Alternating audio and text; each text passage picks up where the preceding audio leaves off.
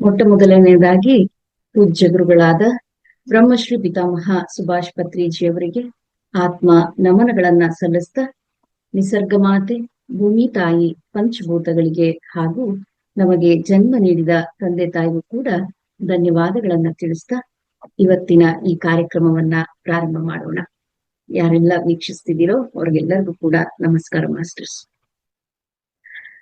Masters, ನಾನು ಕಳೆದ ಒಂದು 3-4 ಸಂಚಿಕೆ ಅಂತ ಹೇಳ್ಬೋದು, 3 ಆಗಿರ್ಬೋದು ಮೋಸ್ಟ್ಲಿ, ಸುಪ್ತ ಮನಸ್ಸಿನ ಶಕ್ತಿಯನ್ನ ತಿಳಿಯಿರಿ ಅನ್ನೋ ವಿಚಾರವಾಗಿ ಜ್ಞಾನವನ್ನ ಹಂಚ್ತಾ ಬರ್ತಾ ಇದ್ದೀನಿ. ಇದು ಡಾಕ್ಟರ್ ಜೋಸೆಫ್ ಮರ್ಫಿಯವರ ಜ್ಞಾನ. ಕಳೆದ ವಾರ ಕೆಲವು ಪ್ರಶ್ನೆಗಳು ಹುಟ್ಟಿತು ಮಾಸ್ಟರ್ಸ್. ಕೊನೆಗೆ ಈ ಒಂದು ಅಂಗಾಂಗಗಳ ದಾನ ಮಾಡೋದು, ರಕ್ತದಾನ ಮಾಡುವುದು ಬೇಕಾ ಬೇಡ್ವಾ ಅನ್ನೋ ವಿಚಾರಕ್ಕೆ ನನಗೆ ಗೊತ್ತಿದ್ದಷ್ಟು ಉತ್ತರ ನಾನು ಹೇಳ್ತೀನಿ, ಇನ್ನ ಉಳಿದ ಉತ್ತರವನ್ನ ತಿಳ್ಕೊಂಬಂದು ಹೇಳ್ತೀನಿ ಅಂತ ಹೇಳಿದ್ದೆ.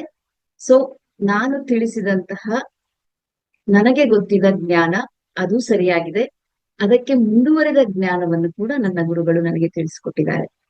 ಸೊ ನೀವು ಕೇಳಿದ ಪ್ರಶ್ನೆಗೆ ಸಮಂಜಸವಾದ ಉತ್ತರವನ್ನ ನೀಡ್ಲಿಕ್ಕೋಸ್ಕರ ಇವತ್ತು ಆ ಒಂದು ಪ್ರಶ್ನೆಯ ಉತ್ತರವನ್ನ ನೀಡ್ಲಿಕ್ಕೆ ಮೊದಲು ಇಚ್ಛೆ ಪಡ್ತೀನಿ ಮಾಸ್ಟರ್ಸ್. ನಿಮ್ಮೆಲ್ಲರ ಒಂದು ತಲೆಯಲ್ಲಿ ಒಂದು ಪ್ರಶ್ನೆ ಏನಂದ್ರೆ, ಆಯ್ತು, ಅಂಗಾಂಗಗಳನ್ನ ದಾನ ಮಾಡ್ಬಾರ್ದು, ರಕ್ತದಾನ ಮಾಡ್ಬಾರ್ದು, ಅಕಸ್ಮಾತ್ ಯಾರಿಗಾದ್ರೂ ಅನಿವಾರ್ಯ ಪರಿಸ್ಥಿತಿ, ಕೊಡ್ಲೇಬೇಕಾದಂತ ಪರಿಸ್ಥಿತಿ ಬಂದ್ರು ಕೂಡ ನಾವು ನೋಡ್ತಾ ಸುಮ್ಮನೆ ಇರ್ಬೇಕಾ ಅನ್ನೋದು ಸಾಮಾನ್ಯವಾಗಿ ಪ್ರತಿಯೊಬ್ಬರ ಒಳಗೆ ಹುಟ್ಟೋತಕ್ಕಂತಹ ಒಂದು ಕರುಣೆ ಮಮಕಾರದ ಪ್ರಶ್ನೆ. ಸೊ ಅದಕ್ಕೆ ಏನ್ ಉತ್ತರ ಹೇಳಿದ್ದಾರೆ ಮಾಸ್ಟರ್ಸ್ ಅಂತ ಹೇಳಿದ್ರೆ, ಈ ಆಧ್ಯಾತ್ಮಿಕ ವಿಚಾರಕ್ಕೆ ಸಂಬಂಧಪಟ್ಟಂತೆ ಈ ಅಂಗಾಂಗಗಳ ದಾನ ಮತ್ತೆ ರಕ್ತದಾನ ಅನ್ನೋದು ಅಪರಾಧ ಅಂತ ಹೇಳ್ತಾರೆ. ಸೊ ಯಾಕಂತ ಹೇಳಿದ್ರೆ, ನಮ್ಮ ಭೌತಿಕ ಶರೀರದ ಸುತ್ತ, ನಾವ್ ಈ ಒಂದು ಫಿಸಿಕಲ್ ಬಾಡಿ, ನಮ್ಗೆ ಕಣ್ಣಿಗೆ ಕಾಣಿಸತಕ್ಕಂತಹ ಒಂದು ಶರೀರದ ಸುತ್ತ ಎಥಿರಿಕ್ ಬಾಡಿ ಅನ್ನೋದು ಇರುತ್ತೆ. ನಿಮ್ಗೆಲ್ಲರಿಗೂ ತಿಳಿದಿದೆ. ಆ ಎಥಿರಿಕ್ ಬಾಡಿಲಿ ಕರ್ಮದ ಮಾಹಿತಿ ಅನ್ನೋದಿರತ್ತೆ, ಮತ್ತೆ ಶಕ್ತಿ ಕ್ಷೇತ್ರಗಳು ಇರತ್ತೆ, ನಾವು ಪಡೆದಂತಹ ಅನುಭವಗಳು ಕೂಡ ಇರತ್ತೆ. ನೋಡಿ ಮಾಸ್ಟರ್ಸ್, ಆ ಎರಡನೇ ಶರೀರದಲ್ಲಿ ಅಂದ್ರೆ ನಮ್ಮ ಬಾಡಿ ಸುತ್ತ ಇರತಕ್ಕಂಥ ಎಥಿರಿಕ್, ಅಲ್ಲಿ ಏನೇನ್ ಇರುತ್ತೆ ಅನ್ನೋದನ್ನ ತಿಳಿಸ್ತಿದ್ದಾರೆ. ಈ ಎಥಿರಿಕ್ ಪದರದಲ್ಲಿ ಈ ಎಲ್ಲವೂ ಕೂಡ ಸಂಗ್ರಹ ಆಗಿರುತ್ತೆ, ಕರ್ಮಗಳು, ಶಕ್ತಿ ಮತ್ತೆ ಅನುಭವಗಳು. ಪ್ರತಿ ಅಂಗಕ್ಕೂ ಕೂಡ ಇಂತಹ ಒಂದು ಎಥಿರಿಕ್ ಪದರ ಇರುತ್ತಂತೆ. ನೋಡಿ, ಬರೀ ನಮ್ಮ ಬಾಡಿಗೆ ಅಷ್ಟೇ ಅಲ್ಲ, ಪ್ರತಿಯೊಂದು ಅಂಗಾಂಗಗಳ ಸುತ್ತನೂ ಕೂಡ ಒಂದು ಎಥೆರಿಕ್ ಪದರ ಅನ್ನೋದು, ಲೇಯರ್ ಅನ್ನೋದು ಇರತ್ತೆ. ಸೊ ನಾವ್ ಯಾವಾಗ ನಮ್ಮ ಅಂಗಾಂಗಗಳನ್ನ ಡೊನೇಷನ್ ಮಾಡ್ತೀವೋ, ಆ ಕರ್ಮಗಳು, ಆ ಅನುಭವಗಳು, ಅದು ಏನ್ ಇರುತ್ತೋ ಅದು ಅವರಿಗೆ ಟ್ರಾನ್ಸ್ಫರ್ ಆಗತ್ತೆ. ಅಥವಾ ನಾವು ಅವರಿಂದ ಪಡ್ಕೊಂಡಾಗ ಅವರ ಒಂದು ಎಥೆರಿಕ್ ಬಾಡಿಲಿ ಏನು ಕರ್ಮ ಇದೆಯೋ ಅದನ್ನ ನಾವು ಟ್ರಾನ್ಸ್ಫರ್ ಮಾಡ್ಕೊಳ್ತೀವಿ. ಅದಕ್ಕೋಸ್ಕರ ಪತ್ರಿಜಿ ಹೇಳಿರತಕ್ಕಂತಹ ಜ್ಞಾನದಲ್ಲಿ ಯಾರ ಜೀವನದಲ್ಲೂ ಮೂಗು ತೂರಿಸಬಾರ್ದು. ಅಂದ್ರೆ ಅದು ಆಧ್ಯಾತ್ಮಿಕಕ್ಕೆ ಸಂಬಂಧಪಟ್ಟಂಗೆ ಅವರು ಹೇಳಿರತಕ್ಕಂತಹ ಸತ್ಯ. ಅದೇ ರೀತಿಯೇ ಕರುಣೆಯನ್ನ ವಿಚಾರನು ಕೂಡ ಹೇಳಿದ್ದಾರೆ. ಕರುಣೆ ಅನ್ನೋದನ್ನ ನಾವು ಯಾವ ಸಂದರ್ಭದಲ್ಲಿ ಬೇಕಾದರೂ ನಮಗೆ ಏನು ಸಾಧ್ಯ ಆಗುತ್ತೋ, ಸಿಂಪತಿ ಬೇಡ, ಎಂಪತಿ, ನಿಮಗೆ ಆ ಕ್ಷಣದಲ್ಲಿ ನಿಮ್ಮ ಹೃದಯದಿಂದ ಏನಾದ್ರೂ ಮಾಡ್ಬೇಕು ಅಂತ ಅನಿಸ್ದಾಗ ಮಾಡಬಹುದು ಅನ್ನೋ ವಿಚಾರವನ್ನು ಕೂಡ ತಿಳಿಸಿದ್ದಾರೆ. ಅನಿವಾರ್ಯ ಸಂದರ್ಭದಲ್ಲಿ ಎಕ್ಸೆಪ್ಷನ್ ಅಂತ ಹೇಳಿ ಈ ವಿಚಾರವನ್ನ ತಿಳಿಸಿದ್ದಾರೆ ಮಾಸ್ಟರ್ಸ್. ಅಂದ್ರೆ ನಮ್ಮ ಒಂದು ಸಂಬಂಧಿಕರಿರ್ಬೋದು, ನಮ್ಮ ಒಂದು ಮನೆಯಲ್ಲೇ ಇರ್ಬೋದು, ಈ ಒಂದು ಅಂಗಾಂಗಗಳ ಅಥವಾ ರಕ್ತದಾನದ ತೀವ್ರವಾದ ಅವಶ್ಯಕತೆ ಇದ್ದಂತ ಸಂದರ್ಭದಲ್ಲಿ ಯಾವ ವ್ಯಕ್ತಿ ಕೊಡಲಿಕ್ಕೆ ಇಚ್ಛೆ ಪಡ್ತಾ ಇದ್ದಾನೋ ಅವನ ಹೃದಯದ ಮಾತನ್ನ ಕೇಳಿ ಅವನ ಕೊಡ್ಬೇಕು ಅಂತ ಹೇಳ್ತಿದ್ದಾರೆ. ಅದು ಬಿಟ್ಟು ಬೇರೆಯವರ ಫೋರ್ಸಿಗೆ ಅಥವಾ ಇಷ್ಟ ಇಲ್ಲದೆ ಕೊಟ್ರೆ ಆಗ ಅವನ ಕರ್ಮ ಇವನಿಗೆ ಟ್ರಾನ್ಸ್ಫರ್ ಆಗತ್ತೆ, ಅಥವಾ ಇವನ ಕರ್ಮ ಅವನಿಗೆ ಯಾರು ಕೊಡ್ತಿರ್ತಾರೋ ಅವರ ಕರ್ಮ ಯಾರು ತಗೊಳ್ತಿರ್ತಾರೋ ಅವರಿಗೆ ಟ್ರಾನ್ಸ್ಫರ್ ಆಗತ್ತೆ. ಸೊ ಆ ಕರ್ಮ ಟ್ರಾನ್ಸ್ಫರ್ ಮಾಡಿರೋದ್ರಿಂದ, ಅವನ ಜೀವನದಲ್ಲಿ ಮೂಗ್ ತೂರಿಸಿರೋದ್ರಿಂದ ಇವನು ಕೂಡ, ಕೊಟ್ಟಂತವನು ಕೂಡ ಕರ್ಮವನ್ನ ತೆಗೆದುಕೊಳ್ತಾನೆ. ಸೊ ಇದು ಮಾಸ್ಟರ್ ಸತ್ಯ ಇರುವಂತದ್ದು. ಆಧ್ಯಾತ್ಮಿಕ ದೃಷ್ಟಿಕೋನದಿಂದ ಅಂಗಾಂಗ ಅಥವಾ ರಕ್ತದಾನ ಮಾಡುವಾಗ ಅಥವಾ ಸ್ವೀಕರಿಸುವಾಗ ಇನ್ನೊಬ್ಬರ ಕರ್ಮದೊಂದಿಗೆ ನಾವು ಹಸ್ತಕ್ಷೇಪ ಮಾಡುತ್ತೇವೆ ಎಂದು ಪರಿಗಣಿಸಲಾಗಿದೆ. ಇನ್ನೊಬ್ಬರ ಕರ್ಮದ ಮೇಲೆ ನಾವು ಮೂಗ್ ತೂರಿಸ್ತಾ ಇರೋ ತರ ಆಗತ್ತೆ. ನಾನು ಅದ್ ಲಾಸ್ಟ್ ಟೈಮ್ ಅಲ್ಲಿ ಹೇಳಿದ್ದೆ. ಸೊ ಇದು ಆಧ್ಯಾತ್ಮಿಕಕ್ಕೆ ಸಂಬಂಧಪಟ್ಟಂತೆ. ಏನ್ ಎಕ್ಸೆಪ್ಷನ್ ಅಂದ್ರೆ ಈ ವಿಷಯದಲ್ಲಿ ಯಾವುದೇ ಕಠಿಣ ನಿಯಮಗಳಿಲ್ಲ. ವೈದ್ಯಕೀಯ ತುರ್ತು ಪರಿಸ್ಥಿತಿಗಳಲ್ಲಿ, ಉದಾಹರಣೆಗೆ ಜೀವ ಉಳಿಸ್ಬೇಕಾದಂತ ಸಂದರ್ಭಗಳಲ್ಲಿ ವೈದ್ಯರ ಸಹಾಯ ಪಡೆಯುವುದು ಅನಿವಾರ್ಯ ಆಗತ್ತೆ ಮತ್ತು ಅದೊಂದು ಸರಿಯಾದ ಕ್ರಮ ಕೂಡ ಹೇಳಿದ್ದಾರೆ. ಅಂದ್ರೆ ಯಾವ ವ್ಯಕ್ತಿ ಕೊಡ್ಲಿಕ್ಕೆ ಇಚ್ಛೆ ಪಡ್ತಾನೋ ಅವನ ಸಂಪೂರ್ಣವಾದ ಇಚ್ಛೆ ಇದ್ರೆ ಮಾತ್ರ ದಾನ ಮಾಡಬಹುದು.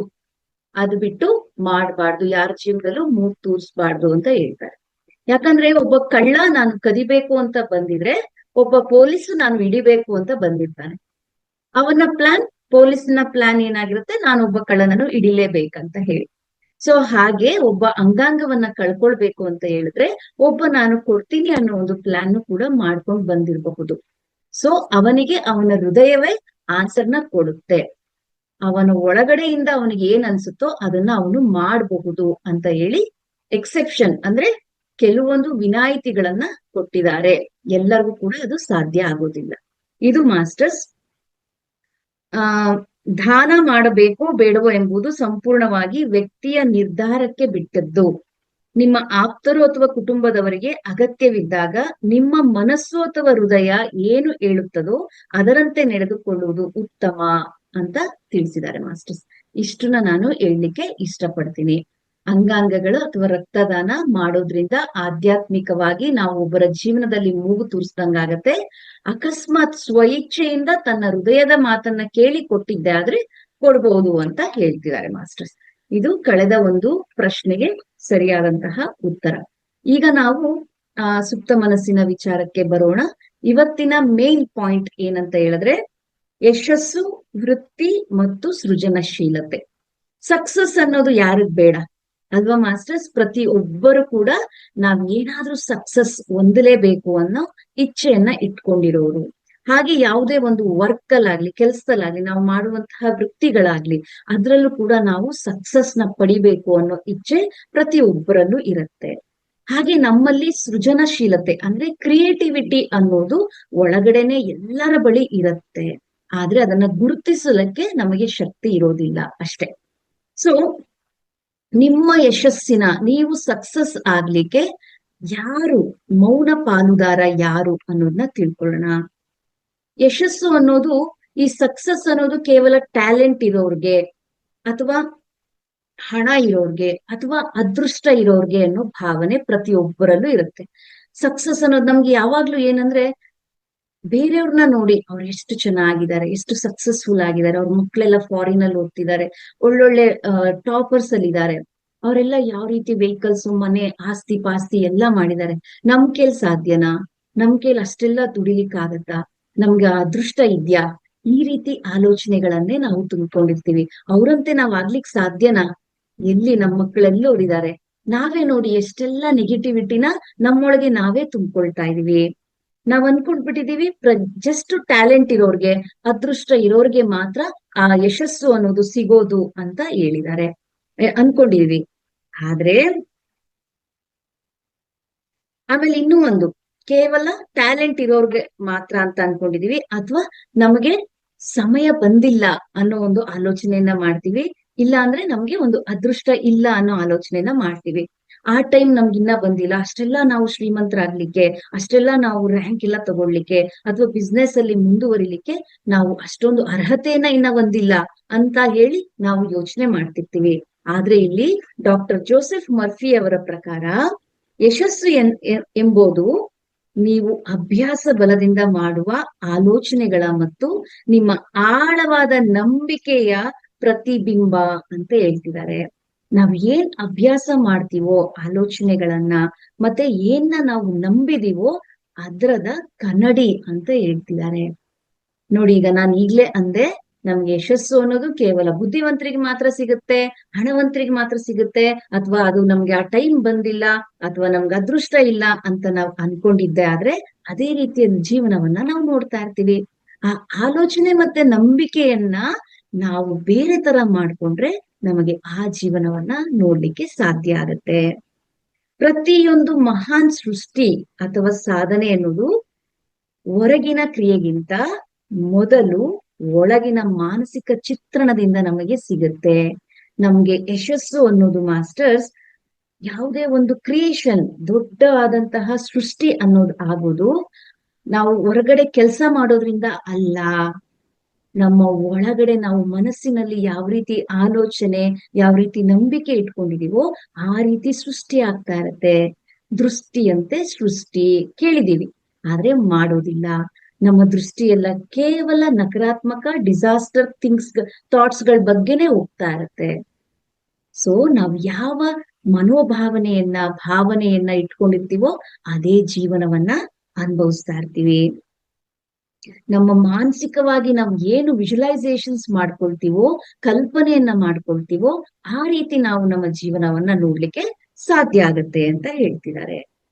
ಸೊ ಸೃಜನಶೀಲತೆ ಅಂದ್ರೆ ಕ್ರಿಯೇಟಿವಿಟಿ ಎಲ್ಲರಿಗೂ ಲಭ್ಯ. ನಾವೆಲ್ಲರೂ ಕಲ್ಪನಾ ಶಕ್ತಿ ಮತ್ತು ಸೃಜನಶೀಲತೆಯೊಂದಿಗೆ ಜನಿಸಿದ್ದೇವೆ. ನಾವು ಕೇವಲ ಒಂದು ಹ್ಯೂಮನ್ ಬಾಡಿ ಅಂತ ಹೇಳಿದ್ರೆ ಜಸ್ಟ್ ಏನು ನಾಲೆಡ್ಜ್ ಇಲ್ಲದೆ ಬಂದಿಲ್ಲ. ನಮ್ಮಲ್ಲಿ ದೇಹ, ಮನಸ್ಸು, ಬುದ್ಧಿ ಎಲ್ಲ ಇದೆ ಮಾಸ್ಟರ್ಸ್. ಆ ಕ್ರಿಯೇಟಿವಿಟಿ ಅನ್ನೋದು ನಮ್ಮ ಒಳಗಡೆನೆ ಇದೆ. ಹಾಗೆ ಕಲ್ಪನಾ ಶಕ್ತಿ, ಇಮ್ಯಾಜಿನೇಷನ್ ಅನ್ನೋದು ಕೂಡ ನಮ್ಮ ಒಳಗಡೆನೆ ಇದೆ. ನಾವು ಹುಟ್ಟುವಾಗ್ಲೇ ಅದೆಲ್ಲವೂ ಕೂಡ ಇದೆ.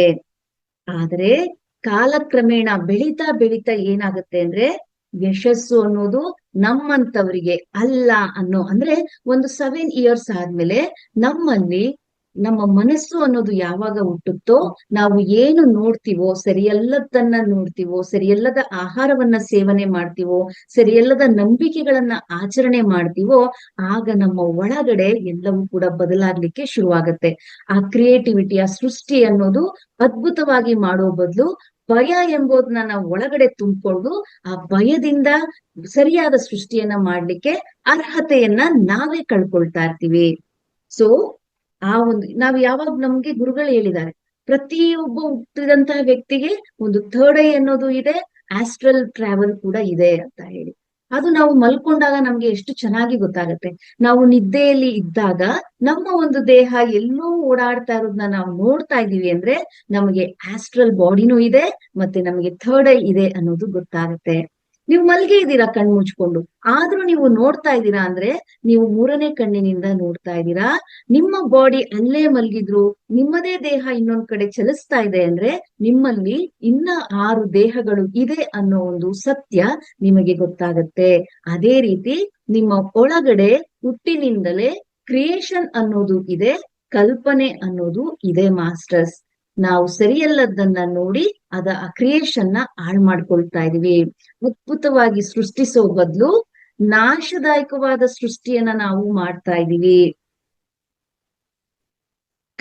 ಯಶಸ್ಸು ಅನ್ನೋದು ಬೇರೆಯವರಿಗೆ ಮೀಸಲು, ನಾನು ಅಷ್ಟು ಬುದ್ಧಿವಂತ ಅಲ್ಲ ಎಂಬ ತಪ್ಪು ನಂಬಿಕೆಗಳ ಬೀಜಗಳನ್ನ ನಮ್ಮ ಸುಪ್ತ ಮನಸ್ಸಿನಲ್ಲಿ ಬಿತ್ತಾ ಇದೀವಿ. ನೋಡಿ ಮಾಸ್ಟರ್ಸ್, ನಾವೇನ್ ಅನ್ಕೊಳ್ತಾ ಇದೀವಿ, ಯಶಸ್ಸು ಅನ್ನೋದು ನಮಗಲ್ಲ, ಅದು ಬೇರೆಯವ್ರಿಗೆ ಮಾತ್ರ ಮೀಸಲು.